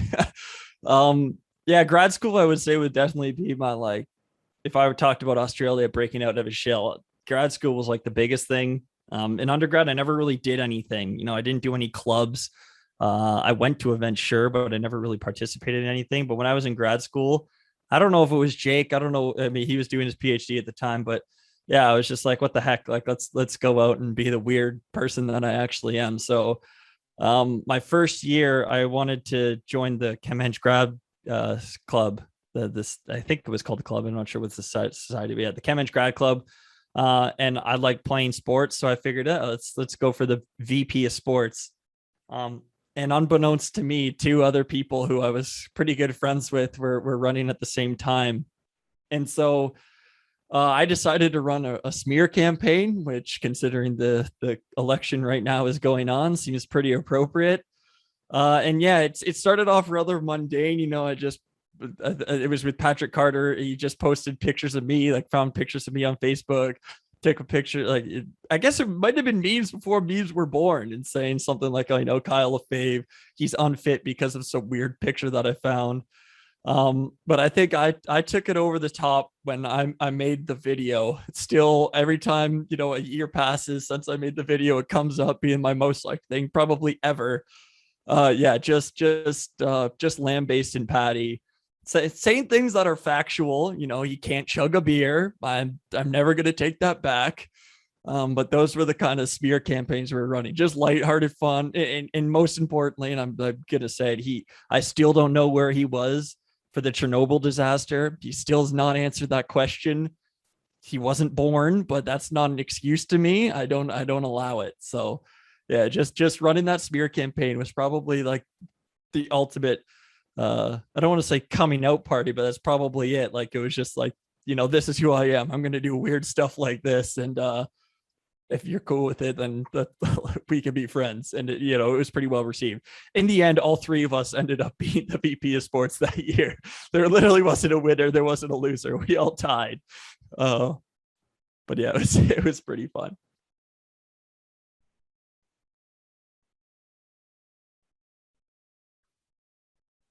Yeah, I'll say like that smear campaign, the whole campaign, but the video was top tier. So as someone that was, I think I was club president that year, right? So thank you for that. Now it is our back to school special, Kyle. So we will be going back to campus, hopefully for some real life face-to-face interactions. I saw real people for the first time just yesterday. At my brother had a baby recently. Shout out to Joe. Congratulations to him. But we went and had a small family reunion sort of thing where we got to see some family members that I haven't seen in 2 years. And it was super awkward and terrible. So I look forward to seeing all the people on campus and making my life just really weird. But one thing that is definitely going to be necessary for our listeners, Kyle, is where's a good place to eat on campus. So our tier list this week, we are going to be rating the different kind of restaurants or cafes on campus. And I've got 3 for you. So I'd like for you to give me your rating. So just to remind you, we do the usual academic grade scale, A, B, C, D, F, obviously meaning what they mean. And then there is an S class at the top that's one step higher than A, okay? You ready to go? Yeah, let's do it. Okay. So first things first, I would like to present you with the Phoenix. Yeah. So the Phoenix is a classic. I will go out and say I will give it an A. And I think that might be more nostalgia than anything. First of all, it's the only place that I know where you can get a beer on campus, which is pretty clutch. Definitely needed. The softball, we would always, or after softball, we would always go there. So definitely the place to be. They have a buffalo chicken poutine. I would get that every single time. Without a doubt, that would be my meal. And they used to give us free nachos after softball games too. So I can't hate it. I do remember the days where it was outside of MDCL and they had that patio that was like way up there. And I just like, all I think about is bees. when I think about that. There were just bees everywhere at that patio. So I'm so happy they moved it. And I wasn't, and plus the patio is way bigger. So it's just more people hang out within the summer. Yeah, I'll tell you, the bees, man, I'm so glad you said that, because as soon as you said the old one and all I could think about with the patio, I was like, please tell me it's going to be the bees. Because I swear there must have been a colony underneath that deck. Like it was There was crazy. an aviary, like they bred them there. Yeah, it's crazy. Okay. Good answer. So second for you here, when you went to Mac and you lived in the North Quad, as I understand, when you were in residence, it was called Commons. It is now called Centro. It is effectively your classic, cafeteria style thing on campus. So how do you feel about Commons, or as we call it now, the Centro, Kyle? Yeah, I would give it a C, borderline D. I feel I ate there because I literally had, I had a choice, I guess, to go to the student center, but being in Head and Hall, that was kind of the obvious choice to go to for food. I really only ever ate that, like it's not even really, it's like the pub place, they would have like hot dogs or something like that. And they would have breakfast sandwiches, but they never had they had the sausage patty, but they would never put it in the actual breakfast sandwich. You could only get like the egg and bacon one. I never understood that to this day. They had an Asian place too called Pacific. Yeah, I can't remember it, but I think Pacific Rim had just come out at the time, so we just always called it Pacific Rim. It was good. It wasn't great. It wasn't the teriyaki place in the in the student center, but I ate there because I had to, not because I really wanted to. I have not been back. I still thought it was called Commons, so that will tell you. I was there for 7 years. I don't know when they changed it, but I think they changed it. I don't know. Maybe Vince can help me few out. years Like ago, 4 years Yes, ago. yeah. Yeah, Oh, like 3 or okay. 4 years ago. And none of the things that you have mentioned are there anymore. Yeah. Oh, no. Yeah. So essentially, all of your information is dated and Is old, cannot be okay. used for anything. Okay. I'll sweet. change it to a B then. Just make it neutral. No, don't do that. Don't be a coward. Okay. Last but not least, so in terms of classic places to go in first year slash, sort of your prototypical meal, I'm going to call them the meal card places to eat on campus, right? One of the other ones that we're going to be talking a little bit about is East Meets West Bistro in the lobby of Mary Kai's residence. So did you ever go to the bistro, Kyle? And what do you think? Yeah. So the bistro will kind of also hold a special place in my heart. I will give it a B to B minus. I think it was pricey. I feel like it was pricey as a student. It might have been up there. I don't know if that's just me remembering. And the service, while a good idea, was kind of like they give you that buzzer. I feel like 40% of the time I was there, they never actually, buzzed me in. I would be sitting there, all my friends would be eating, and I'd be like, wait a minute, I want to eat too. So I'd have to go up and ask about it. But when I was an undergrad, I don't want to put Dr. Felipe on blast. I don't know if he still does this, but if you answered a question in his class, he would bring you to lunch and he would bring you to East Meets West. And as being probably the only one, I guess, who wanted to answer questions, I had many, many lunches with Dr. Felipe at East Meets West Bistro. So if he doesn't do that anymore, well, I guess there's audio evidence to get him to go back to it. But yeah, I would say B minus, mostly for like the weird service. I think I never got, there was like pizza there, right? That was the East, or the I guess the meats of the East Meets West. But I always got the Asian food there. I loved it. I don't even know. I think I ordered everything on it at that point. But yeah, I feel like it was expensive. And yeah, thanks, Dr. Felipe, for fitting the expensive part of that bill. Yeah. Dr. Felipe still does that. I don't Beautiful. know. I don't know about COVID now. I think he was taking students to Phoenix, but then he hates Phoenix now. So I think he takes people to the bistro. And then they have a nice stone oven for the pizza. So it's right. So that's all the questions we have for you, Kyle. Thanks for joining us today. Well, thanks for having me. It was a pleasure. And again, if anyone wants to get in contact with me, I don't know if you put my name in the description, but the last name is not at all how you would spell it. But yeah, Lefebvre as in Bob, V as in Victor, RE. You can find me on LinkedIn. Yeah, please connect. I'm more than happy to talk about my time at Hatch or Mac or smearing Patty for VP Sports. Please, I'm all for it. Yeah, I'm sure our students would love some of your experience. And I mean, the things that you've shared today was super valuable, going from, consulting and also licensing, all these things. I'm sure our students would be interested to ask you more, if you don't mind them reaching out to you. Yeah, thanks, Kyle. That was awesome. It was a little blast from the past for me. It's always a pleasure to reconnect with you and to see your smiling face and to chat a little bit. I mean, our students or our listeners, I guess, won't get the chance to see you, but hopefully some of those connections actually do happen. And we really appreciate your time tonight. Thanks, Kyle. Oh, sorry to cut you off, Vince, but yeah, happy to be here. And if I have one last thing to say, it would be if you're ever worried about you're not getting the technical information, you don't ever feel like the technical expert. I mean, you can look at my career and kind of tell you can be successful, even coming out of school, just taking the how you learn to learn is what I like to say Mac taught me the most. So I learned how to what happens when you put Teflon in the body. I learned what happens when you put steel in the body, and I took that and figured out how to make steel in the first place. So don't feel like, oh, I'm not getting the technical, or I'm not a technical expert. Don't worry about it. You'll learn on the job as long as you're taking all these proper lessons from these fantastic profs that are doing this podcast for you. What he is saying, folks, is that if he can do it, anyone can do it. And you are definitely that person. So thanks so much, Kyle. Good night. We will talk again soon, I am sure. Take it easy, bud. Yeah, adios.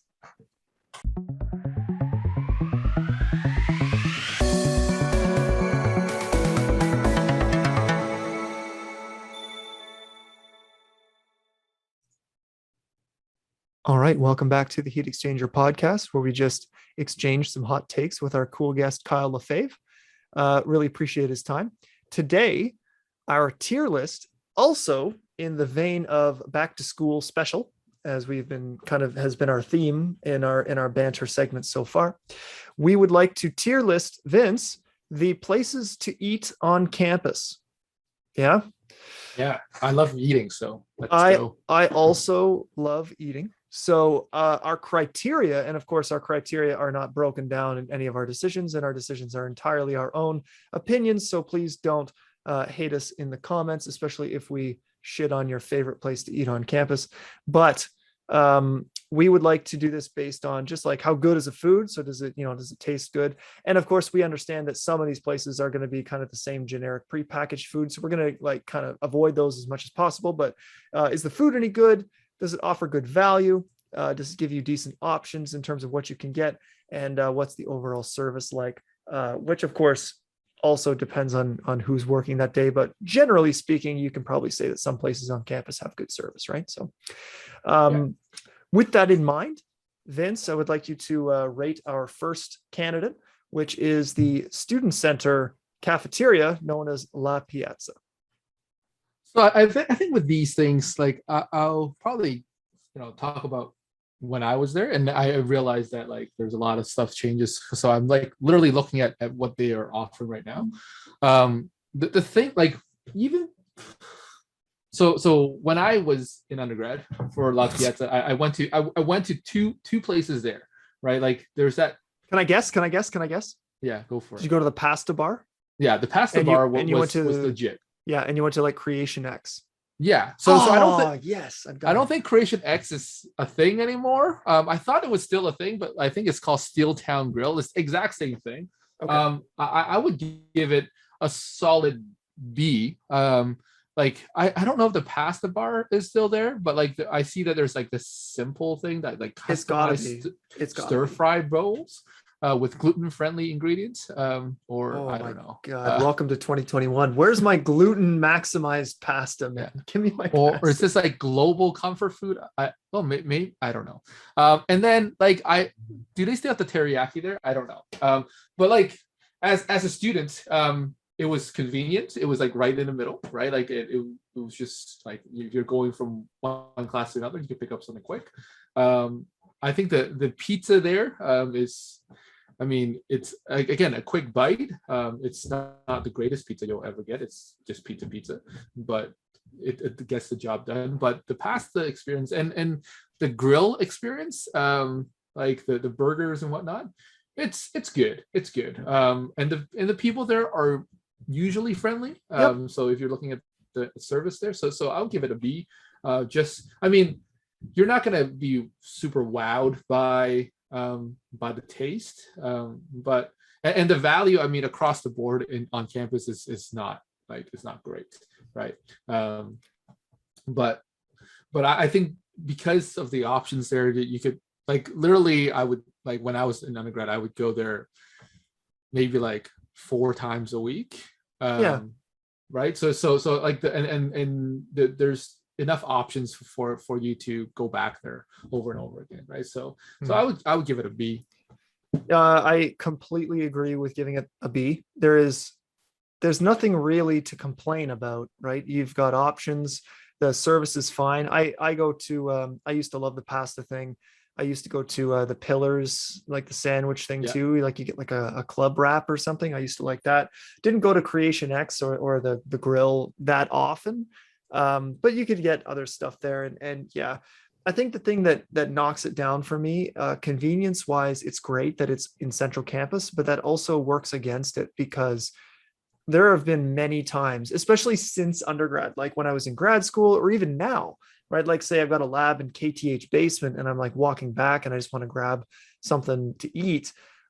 The number of times I've just walked by La Piazza and like just kept going because like the lines are out of control. And I'm just like, I'm my father's son. I have no time for that crap. So I'm not going and standing with like 30 people. The only line on campus that is always worse than the lines at La Piazza / that Tim Hortons right across from it are the Starbucks lines that used to be at Williams, which is like right by the Mills Library.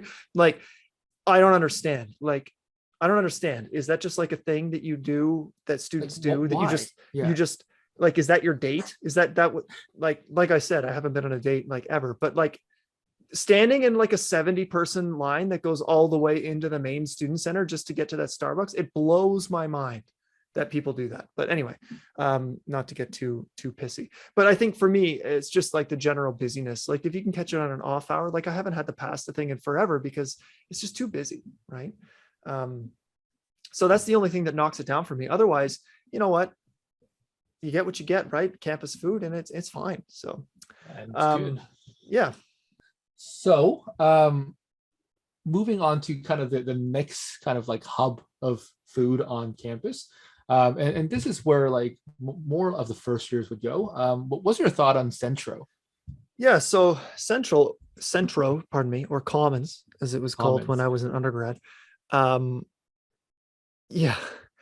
I mean, like, I didn't go there very much. So I was one of those snooty first year kids that lived in Mary Kai's residence. And so you will find that my opinions on this tier list are going to be biased towards things in that area.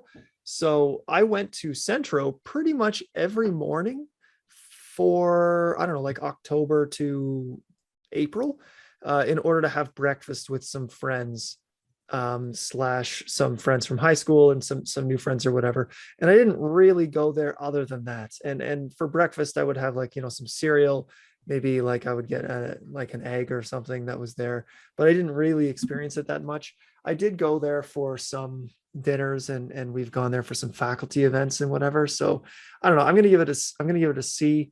I think convenience wise, it's incredible for all the residences there and it's a necessity, but it's not really for me. Right. So I'm going to give it a C. I didn't spend a whole lot of time there. I didn't really like it when I was there. I think it's a lot cleaner now than it was when it was Commons, when you and I were in undergrad. It was pretty dank, right? Like back Yeah, in it the was like day. dark and like Yeah. Not yeah. clean, not well lit, just like, kind of your depressing school cafeteria kind of feel, like not even a good one. So anyway, it gets a C because it is necessary. The end. Yeah, so for me, like I was also in the West Quad. I was in Matthews, so I didn't like it was too far to go to get food. But like looking at what they have now, they have like, artisan sandwiches, Everything does though. God. Paramount, blah blah blah. Uh, There's a plant tree, so like all the vegan stuff there. what happened? Like, when did we lose? Okay.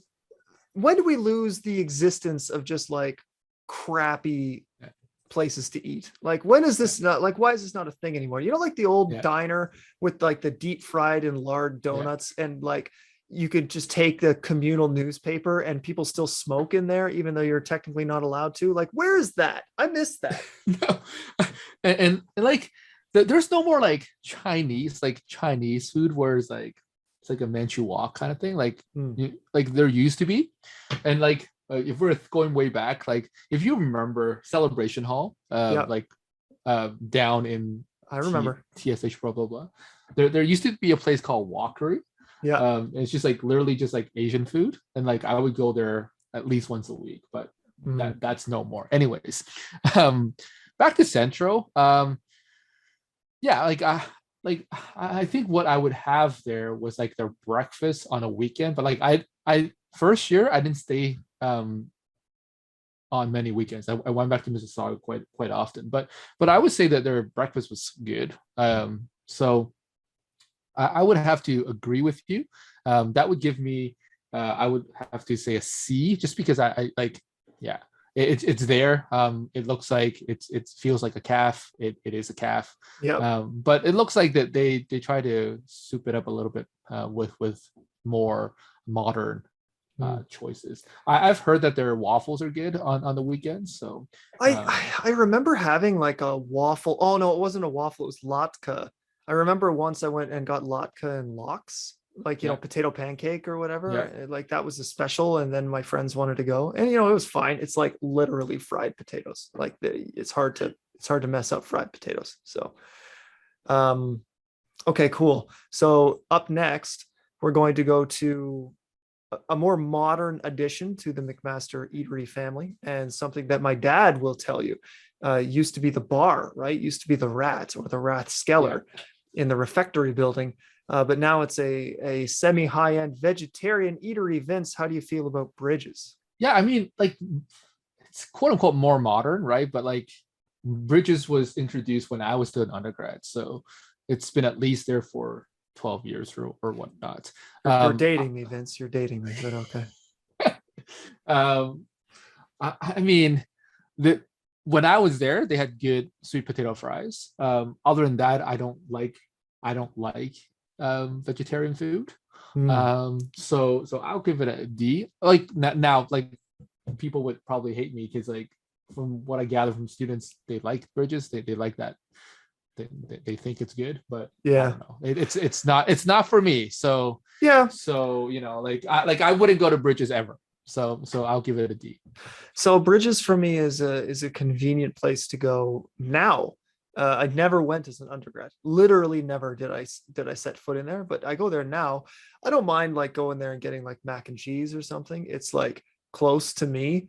My office in BSB, right? And is it real mac and cheese, or is it like it is? No, it is. No, it's not. No, it's like regular. They have like cheese and stuff there that you can get, and it's fine. Like I like it. It's pretty decent value. It's a little bit expensive, but it's not terrible value, and they got good samosas and whatever. So like I'll go there sometimes, just like if I haven't eaten yet and it's like 3:00.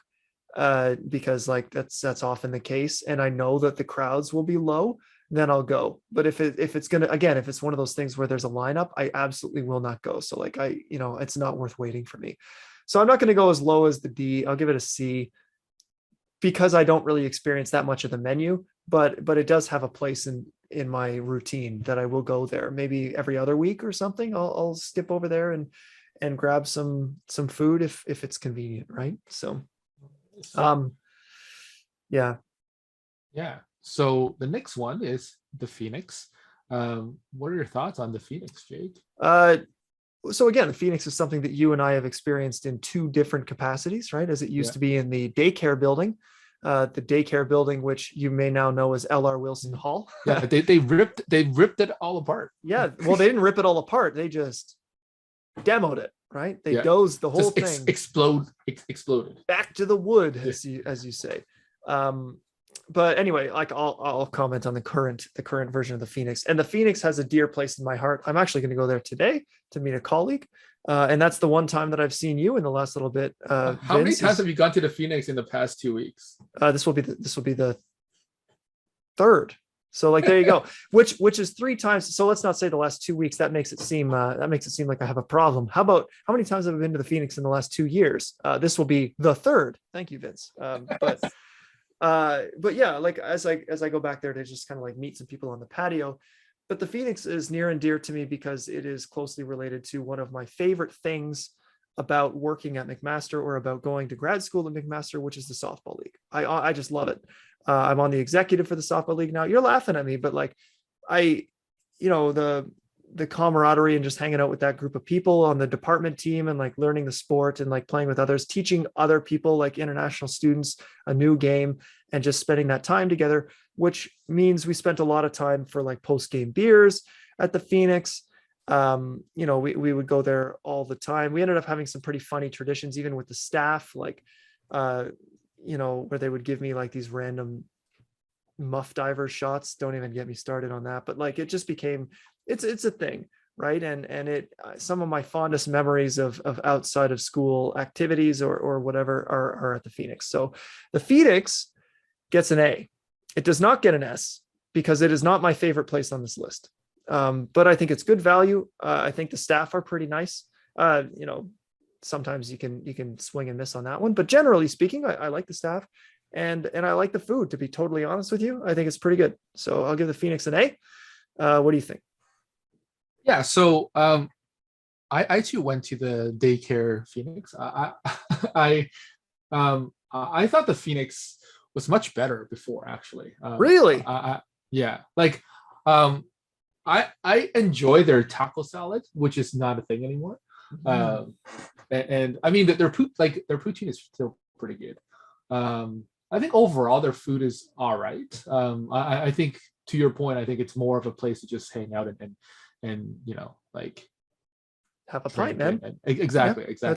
So like I think for that and for in grad school and all that stuff, that's what the Phoenix is for, right? Like literally, I would go in the summer at least once every like Friday or whatever, just to go to Phoenix and eat. Overall, I like it would be probably a B plus. I actually enjoy the more dank old school Phoenix. Because every time I go to the new Phoenix now, like I wrote exams in the refectory before. Yeah, me too. And so like that's what I remember. I was like, oh, okay. But it is and the only thing that I have against the Phoenix is like sometimes they take a very, very long time to serve your food. And so like I'm there at 12 and then I need to be somewhere at like 1:30. Like I cannot be guaranteed that I could get out of there at 1:30. Yeah, I agree that I think that doesn't really happen to me that much if I'm just in a smaller group. Like it didn't happen to us last week when we went for lunch. Yeah. But I think that the Phoenix is not well equipped. I don't know if it's the kitchen. I've never worked in the kitchen. And I feel a little bit bad for the service staff because they get the brunt of it, but they don't handle big groups particularly well. And I think that might be just a lack of resources, right? Like, and that's where you start to get the lengthy wait, is when you show up with like 8, 10, 12 people. So that's when I would only really go for drinks, or if I got nowhere to be, right? There are places that handle big groups exceptionally well. For example, and I'm just like, this is going to go off the board, but I think the Boston Pizza on Main Street, which Yeah. we go to for like Chem Eng events, they handle big groups better maybe than any place I've ever been. Like they're all about large crowds and like consistent pace and stuff. It's great. So anyway, I don't want to talk about them because they're not on campus, but yeah, I agree. That's fair. So we're kind of on the sit down restaurant streak here. And the next one is 1280, or as you might have known it when you snuck in as a first year Vids, quarters. Yeah. I never really enjoyed quarters. I thought their food was, I never had an excellent experience at the quarters or 1280. So I would have to give it a C. I mean, it is pub food. It's not great pub food. It's a little bit overpriced, I think. The service is meh. I don't know if they still do the club nights on Thursdays or whatever. They were pretty seedy. Well, I mean, like everybody needs that, right? You just told me you like the old dank Phoenix better than the new polished Phoenix. You gotta like, come on, the stinky Q, as my buddy. Like, I mean, I was never into the clubbing scene, so it's sure. I think I went like once now, like, and then like back then when we were in university or whatever, there was like always like every term there was like Asian nights, and I just couldn't understand because like I mean all my friends were Asian back then, right? So it's like, but anyways, I never went. Okay, on the record, I never went. It's like, but it to me it's just like the food is whatever, and then like there's like this shadiness. Like I don't know. Like yeah. we had our roasted prof there a few years ago, right? It was awful. And it was just terrible. There was no right? food. So like thinking back now, D 1280. There you go. Yeah, okay. I was gonna give it the D too. Give it the solid D. I just it's yeah. I also never really took advantage of the clubbing thing. The whole like pay $10 to get through the back door thing is just like laughable.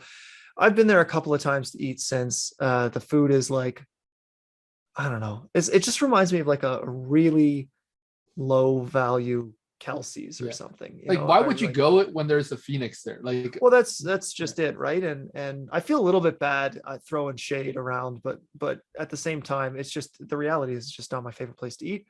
The service there is like fine, but not great. And like, I never find myself in that end of campus wanting to have a sit down meal anyway, right? So, so anyway, I'm going to give it the D as well.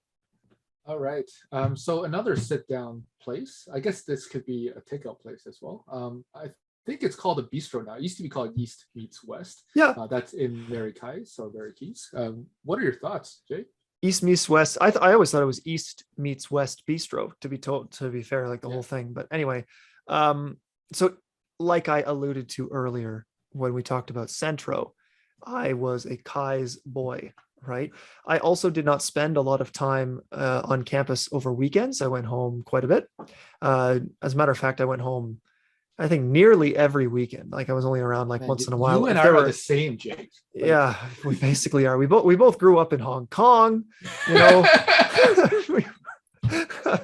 We both speak multiple languages. Oh, okay. I'm just making myself seem really weak here. But anyway, I like the bistro fine. I ate there a lot as an undergrad, right? And I still go there quite often with guest speakers or something. Sometimes we don't have enough time to go to the Phoenix. I usually push for that, but yeah, I like bistro fine. I'm gonna give bistro a B. I'm a little uncomfortable giving it the A because I don't want to give out too many high grades. I don't like it as much as the Phoenix, obviously, but I like it a lot more than something like Centro. I like it better than La Piazza, although it's less convenient. And we gave La Piazza the B as well. I think that the food is pretty good. I tend to not get like there's like the Asian style place, right? Like the bento boxes and the fried rice and whatever. Then you got like the pizza / kind of the grill stuff. And then you got kind of like the more pub foodie area, the 3 menus to choose from. I tend to err on the pasta / pub foodie kind of food. And it's fine. It tastes good. The value is not terrible. And the service staff there are usually pretty nice. And I kind of like the buzzer the buzzer system, just because it keeps the lines low. But again, that's another place that can get, I guess this is everywhere on campus. I don't know why I keep bringing it up, but it can get pretty ridiculous. If I like am walking through Kai's just to go to my car to go home, let's say, for example, I'm done class at like 5:30 and like the dinner line is like snakes. Yeah. It's like a vortex. Like you can't get out of there. It's brutal. Well, because all the students, right? Like the people that live on the West Quad go there. I know. Anyway, I'm gonna give it a B. Yeah, so I would have to agree with you. Like when I was undergrad, I found the stuff quite expensive.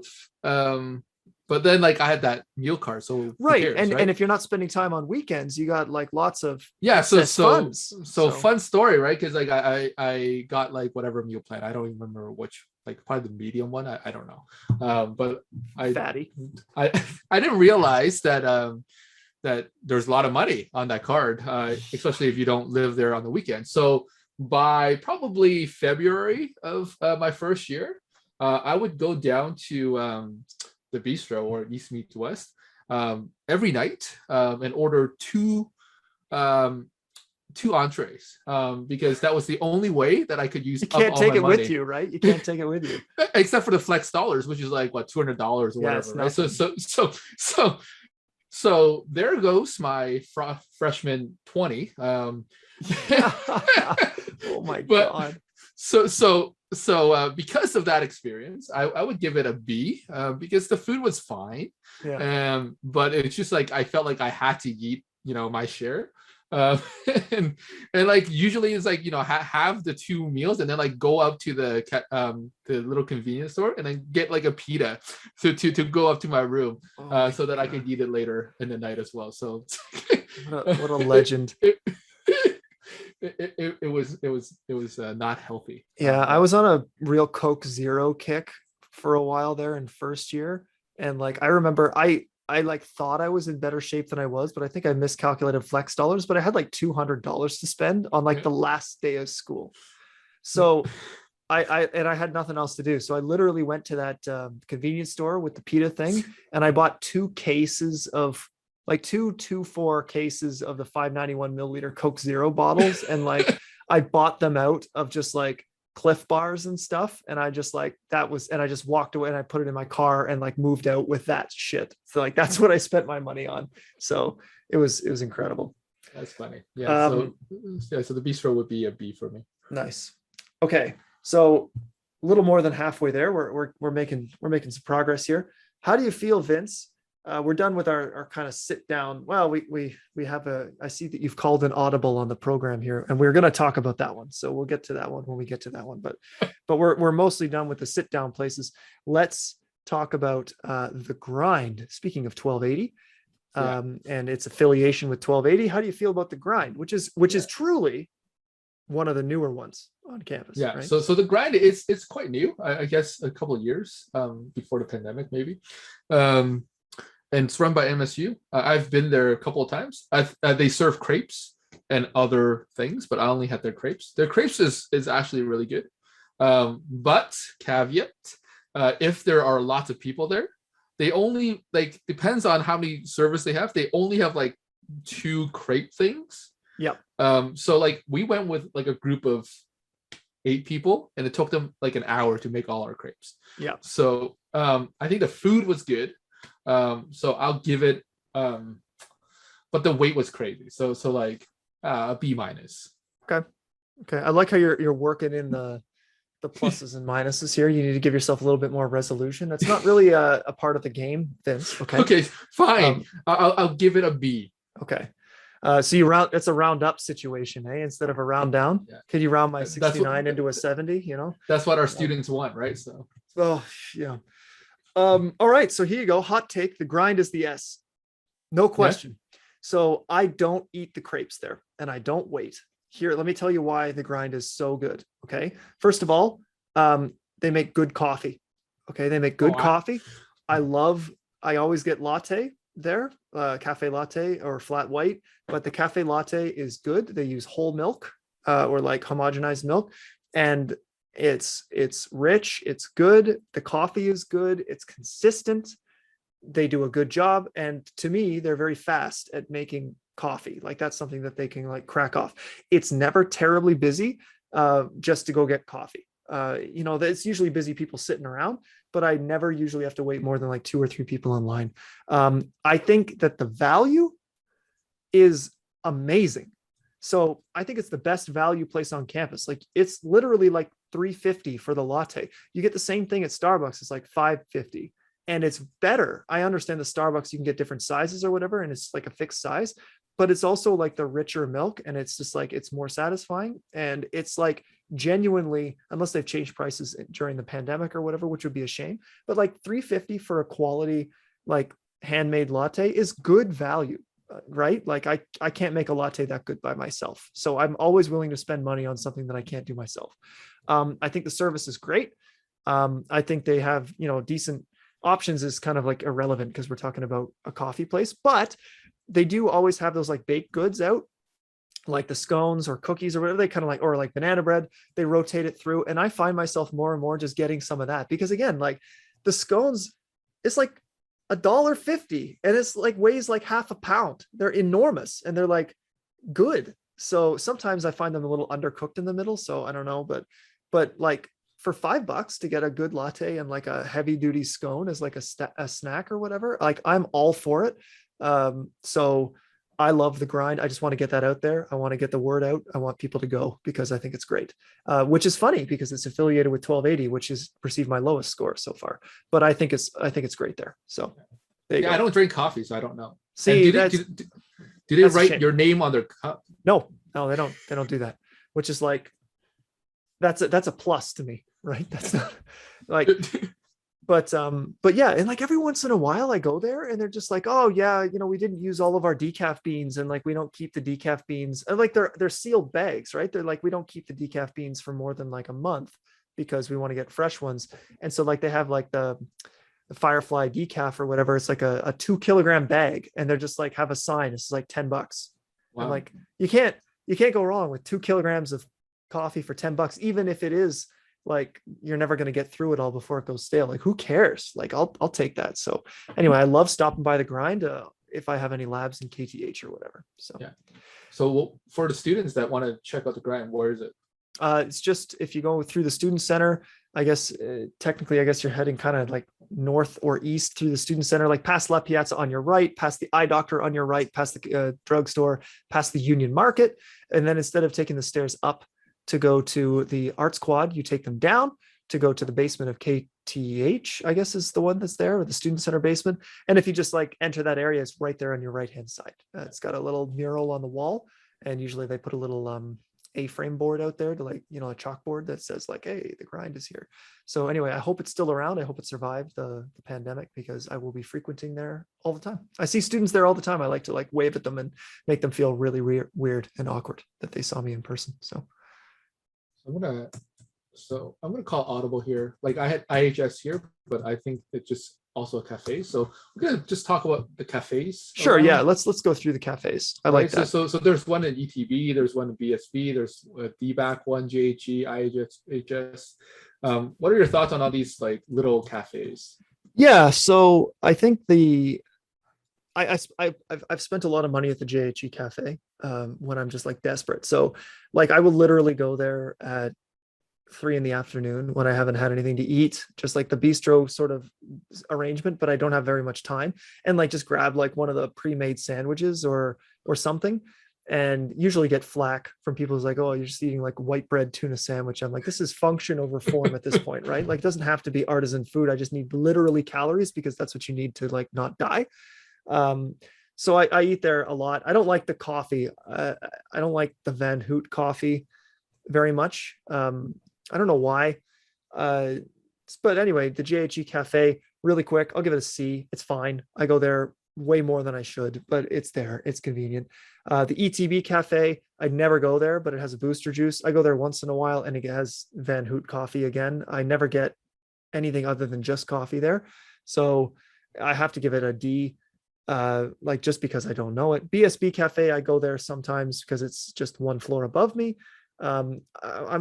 I don't know how I feel about the BSB cafe because like their coffee is the same. So like all these have the same coffee, right? But they make lattes and stuff through like the automated machine. But I'm like, I have no respect for that. But back in our day, I think that's where the Starbucks was.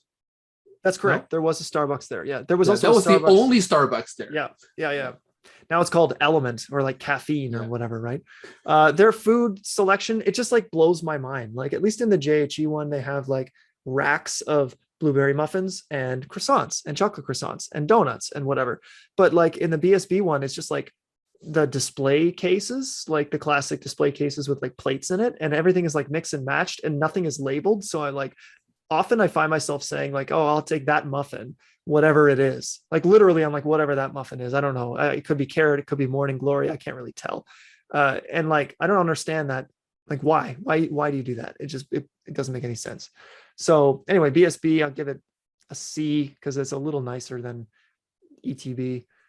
D-Back Cafe, it's fine. I'll give it a C. It has a Tim Hortons there, so like it's usually pretty popular. IAHS Cafe gets a B from me because I actually don't mind getting like the wraps and stuff from there, like for lunch and stuff. And the Thode Cafe, I don't know. I just hate Thode. So I'm going to give it the F. Get wrecked, because I got to give something the F, and I don't like Thode Library. I think it's where productivity goes to die. Hot take. So yeah, I'll give it the F.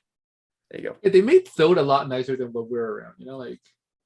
Yeah, I know. I understand that, but I don't think that has fixed the primary issue with Thode Library, which is it's where engineering students go because they think it's some sort of like culture thing. But like, I could never get anything done there. Maybe you can. Maybe if you're a student listening. No, I never went to library. Period. So. I just couldn't get anything done, and for me, it was more about getting stuff done than it was about joking around. I had times to joke around outside of school, so. Yeah. So for me, I think ETB, BSB, JHE are all very similar. And Thode I never go to. So again, I'll give an F to Thode because I never go. But ETB, BSB. We're gonna get so much hate for that. That's funny. ETB, BSB, JHE, all the same to me. So when I was in undergrad, like I would grab like a soup there, or like one of those sandwiches, like an egg sandwich, whatever. It's not great. So all of them get a D. D-Back, when I used to go to the gym, they have like different, like there's actually more selections. So you went to the gym, Vince? Tell me more. Yeah, I would play basketball. I know you hate basketball, so let's not talk about I don't say I hate it. I don't say I hate it. I just don't understand it. Well, that's it. Like I don't like it. Just because I don't like something doesn't mean I have to hate it, right? Like, geez. So D-Back would be like a B because they do have like more options, and I actually like IHS because I go there a lot because like that's where I just go down and grab food. I'll give it a A. Like I do like the wraps. They're like warm wraps. Yeah, the grilled wraps, like the bruschetta one. Yeah, that's top tier right there. I used to get a lot of sandwiches from like Pillars. I don't know if they still have Pillars there, but like that sandwich place, right? Whatever. And the people there are nice. And then if I'm really in the bind, I'll just go grab like a mini pizza. So there you go. Yeah. Cool. So moving over, there's technically a cafe in the hospital as well, right? It's the Williams there, but like I don't know. Like I go there sometimes, but it doesn't really count. However, what does count, and something that for me has a dear place in my heart for second year for some reason, and I'll get to that on my turn. But how do you feel about the hospital caf? So the hospital caf, I would say, is an A. Wow. I think the quality it's a hospital cafeteria. I think the value is good. At least when I was when I went quite a bit in my graduate school because like I don't know, they have decent food there. I think their breakfast is pretty good there as well. I just don't like their decor. The 70s. It's decor. The most cafeteria. It's gross. You just feel gross. But yeah, like that. Like I'm there. Like what kind of special we have? Like it's good. Like it's like I think a lot of students don't realize we could go to the hospital cafeteria. But like it gives you good options.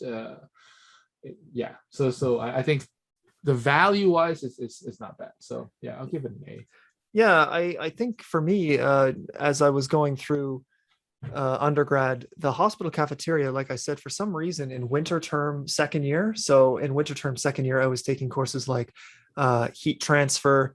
That was a second year course when we took it. I think Yeah. you as well, right? To A04. To A04. And then like a bunch of other stuff like math. It wasn't 2ZZ3, it was 2MM3 at the time, but it was essentially the same. But for some It was reason, that two was like, M06 when I took it. oh, It was a really? So you're older unit- than you're even older than me. It You know, was a 6-unit course for the whole year. It was Yeah. brutal. Like, I don't know. Like, is there really any difference between 2 3-unit courses, one each term, and a 6-unit course the whole year? Like, yeah, if you fail one, then you got to, do the whole thing over. and how close to failing 2 MO6 were you, Vince? Don't answer Uh, that. Don't answer that. So anyway, like I like studying there. I don't know. For some reason, our group of friends, like we just started going there all the time. I think it's because I had a lot of friends in Chem Bio, and Chem Bio was in the anatomy lab in second year a lot. And it's like right there across the, I don't know, the pavilion or whatever you want to call it, the like Yeah. really weird concrete jungle in between where you can like fall into the parking lot at the hospital. So we spent a lot of time studying there. I've eaten there a little bit since. I don't mind the food there. I'll give it a B because it's like, it's fine. I don't think I take as good advantage of it as I should, because again, like they process a lot of people, and that's the kind of place where kind of no matter what time of day you go, it's always kind of the same level of busy, right? Yeah. Which is almost a good thing, because that means that they process those people fast, and also it's reliable. Like if I need somewhere to go where I'm just like, okay, I just need somewhere where I know it's going to take me 10 minutes to get food, then the hospital CAF is a good place to go. Yeah. Because you don't get that influx of students at the 30, right? Right. Like, Yeah, you Yeah. don't. Like that's, well, first of all, that's the death knell, right? As a faculty member, Yeah. if you look at the watch and it's between like, I'm going to say 17 minutes and 35 minutes past the hour, do not leave your office to go get Yeah. food. Just don't do it. Just Yeah. just don't. go on the hour. You have to not go on the 30. hour. Yeah. It's a cheat code for being faculty, is to just go get food on the hour. But anyway, okay. Last but not least, Last but not least, I mean, I never went there as a student, but faculty club. What's Right. your thoughts? I don't know, man. Like, so I've been to faculty club for like, oh, get this. This is going to shock you. Faculty related lunches, I guess.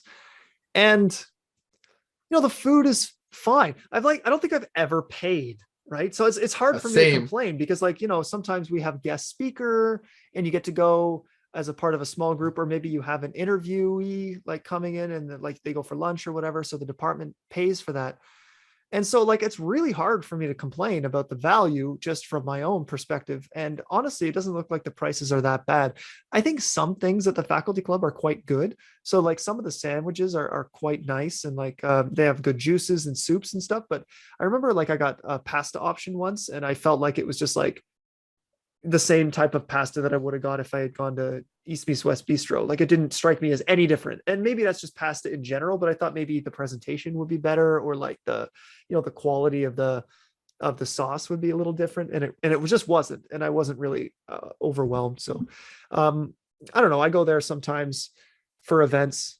I faculty club can have a C, because like I hardly ever go, and when I do go, I don't have to pay, and I'm never disappointed, right? But I have never been blown away. Like I've never been impressed before. Yeah. Whereas like other places on this list get a higher grade based on maybe the history of like having it with me. Like I think of something like the Phoenix or the value and the service, like at the Grind.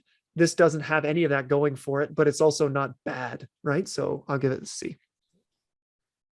Yeah, I mean, That's a I think coward. as a That's a student, also- coward's answer, by the way. I'll say it. I'll say it.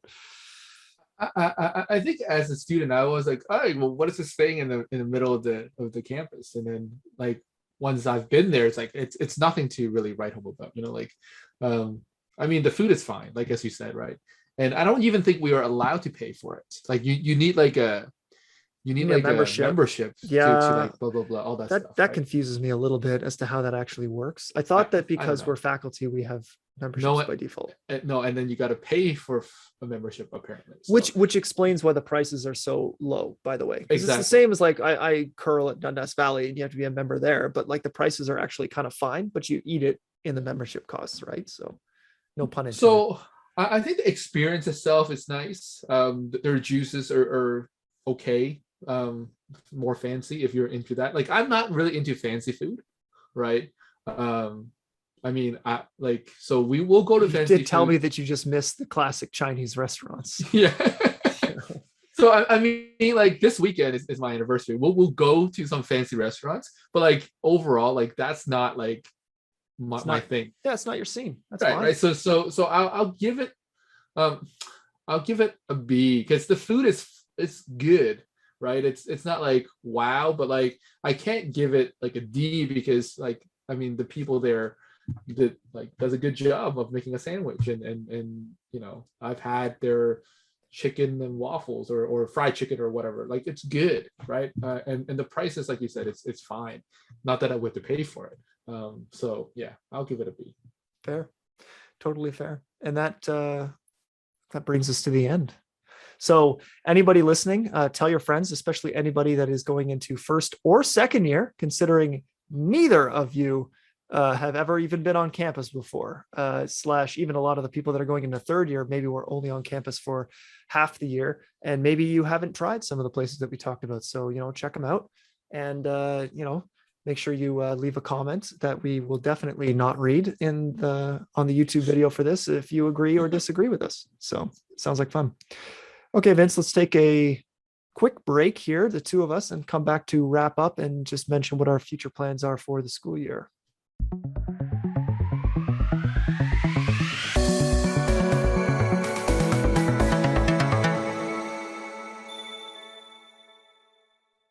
All right, Vince, we have made it to the end of episode 4. Congratulations. Yeah, congratulations. And yeah, I mean, school is starting soon. So what are our plans, Jake, for our podcast come September? What a terrific question. I'm glad you asked. So yeah, I think what we're planning on doing is kind of being a little bit, we've been inconsistent with timing as it stands because of our vacations and stuff, but we're going to target like a once a month sort of release of new episodes going forward. And hopefully our listeners have subscribed and or by word of mouth, maybe it gets out there. I don't know. The viewership retention isn't amazing, but that's kind of to be expected. So we're hoping that the word gets out. So yeah, we're probably going to target mid to late September for our next episode, where we can talk a little bit more about how the school year has gone for us, some things that we think are working or not working, and maybe just give a behind the scenes look at how the courses are coming along. Does that sound good? Yeah, that sounds good. And I think the students would appreciate seeing things on our end and see how this fall term is going to look like. And obviously we'll still talk about some current events and do our episodic tier list. Looking forward to that. I think we were talking a little bit about breakfast cereals, right, as being our next episodic tier list. Yeah. But I could be talked into pretty much anything. I can have an opinion about most things, as you know. Yeah. So. And if our listeners have any suggestions, feel free to pop them in the comments. Yeah, that's a great idea. We might not, heed your advices or whatever, but you can put your comments either way. That's whether we read it or not, it's up to us. So there you go. No. I think that's great. So yeah, please leave in the comments if you want us to do a tier list on something. Just give us kind of a general category, and of course we're not going to do everything in that category usually, but that's a good way to get some viewership engagement. So good idea, Vince. Well, I know. And I'm humbled. Just ask me.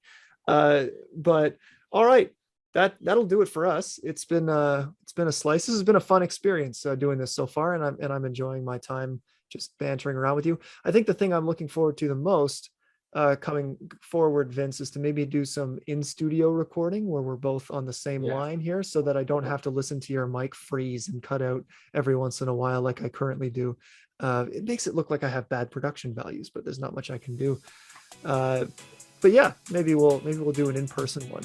let's get in a room together and Maybe I'll get us chat. a couple of beers and maybe a coffee that you don't drink, just to see if I can get you even more fired up than normal. So, That sounds good, Jake. all right, you have yourself a good rest of your day, and all the best for the start of the term, my friend. Same to you, and we'll see you all listeners in September sometime. Can't wait. See you later, everyone. Bye. Take care. Bye.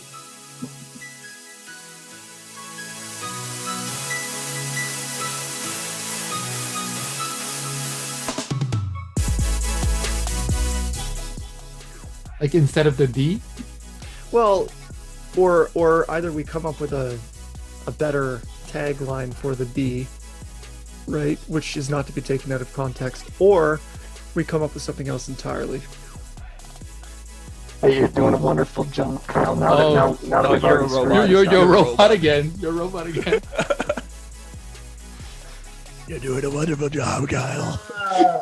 Hang on. How about now? Beautiful. Good. I'm back. Okay.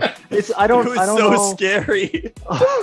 One of these days, I'm gonna just like ask the question. Okay, no, that concerns me a little bit, considering I'm relying on this for like, live streaming real classes. So, Oh, and there's no instant feedback.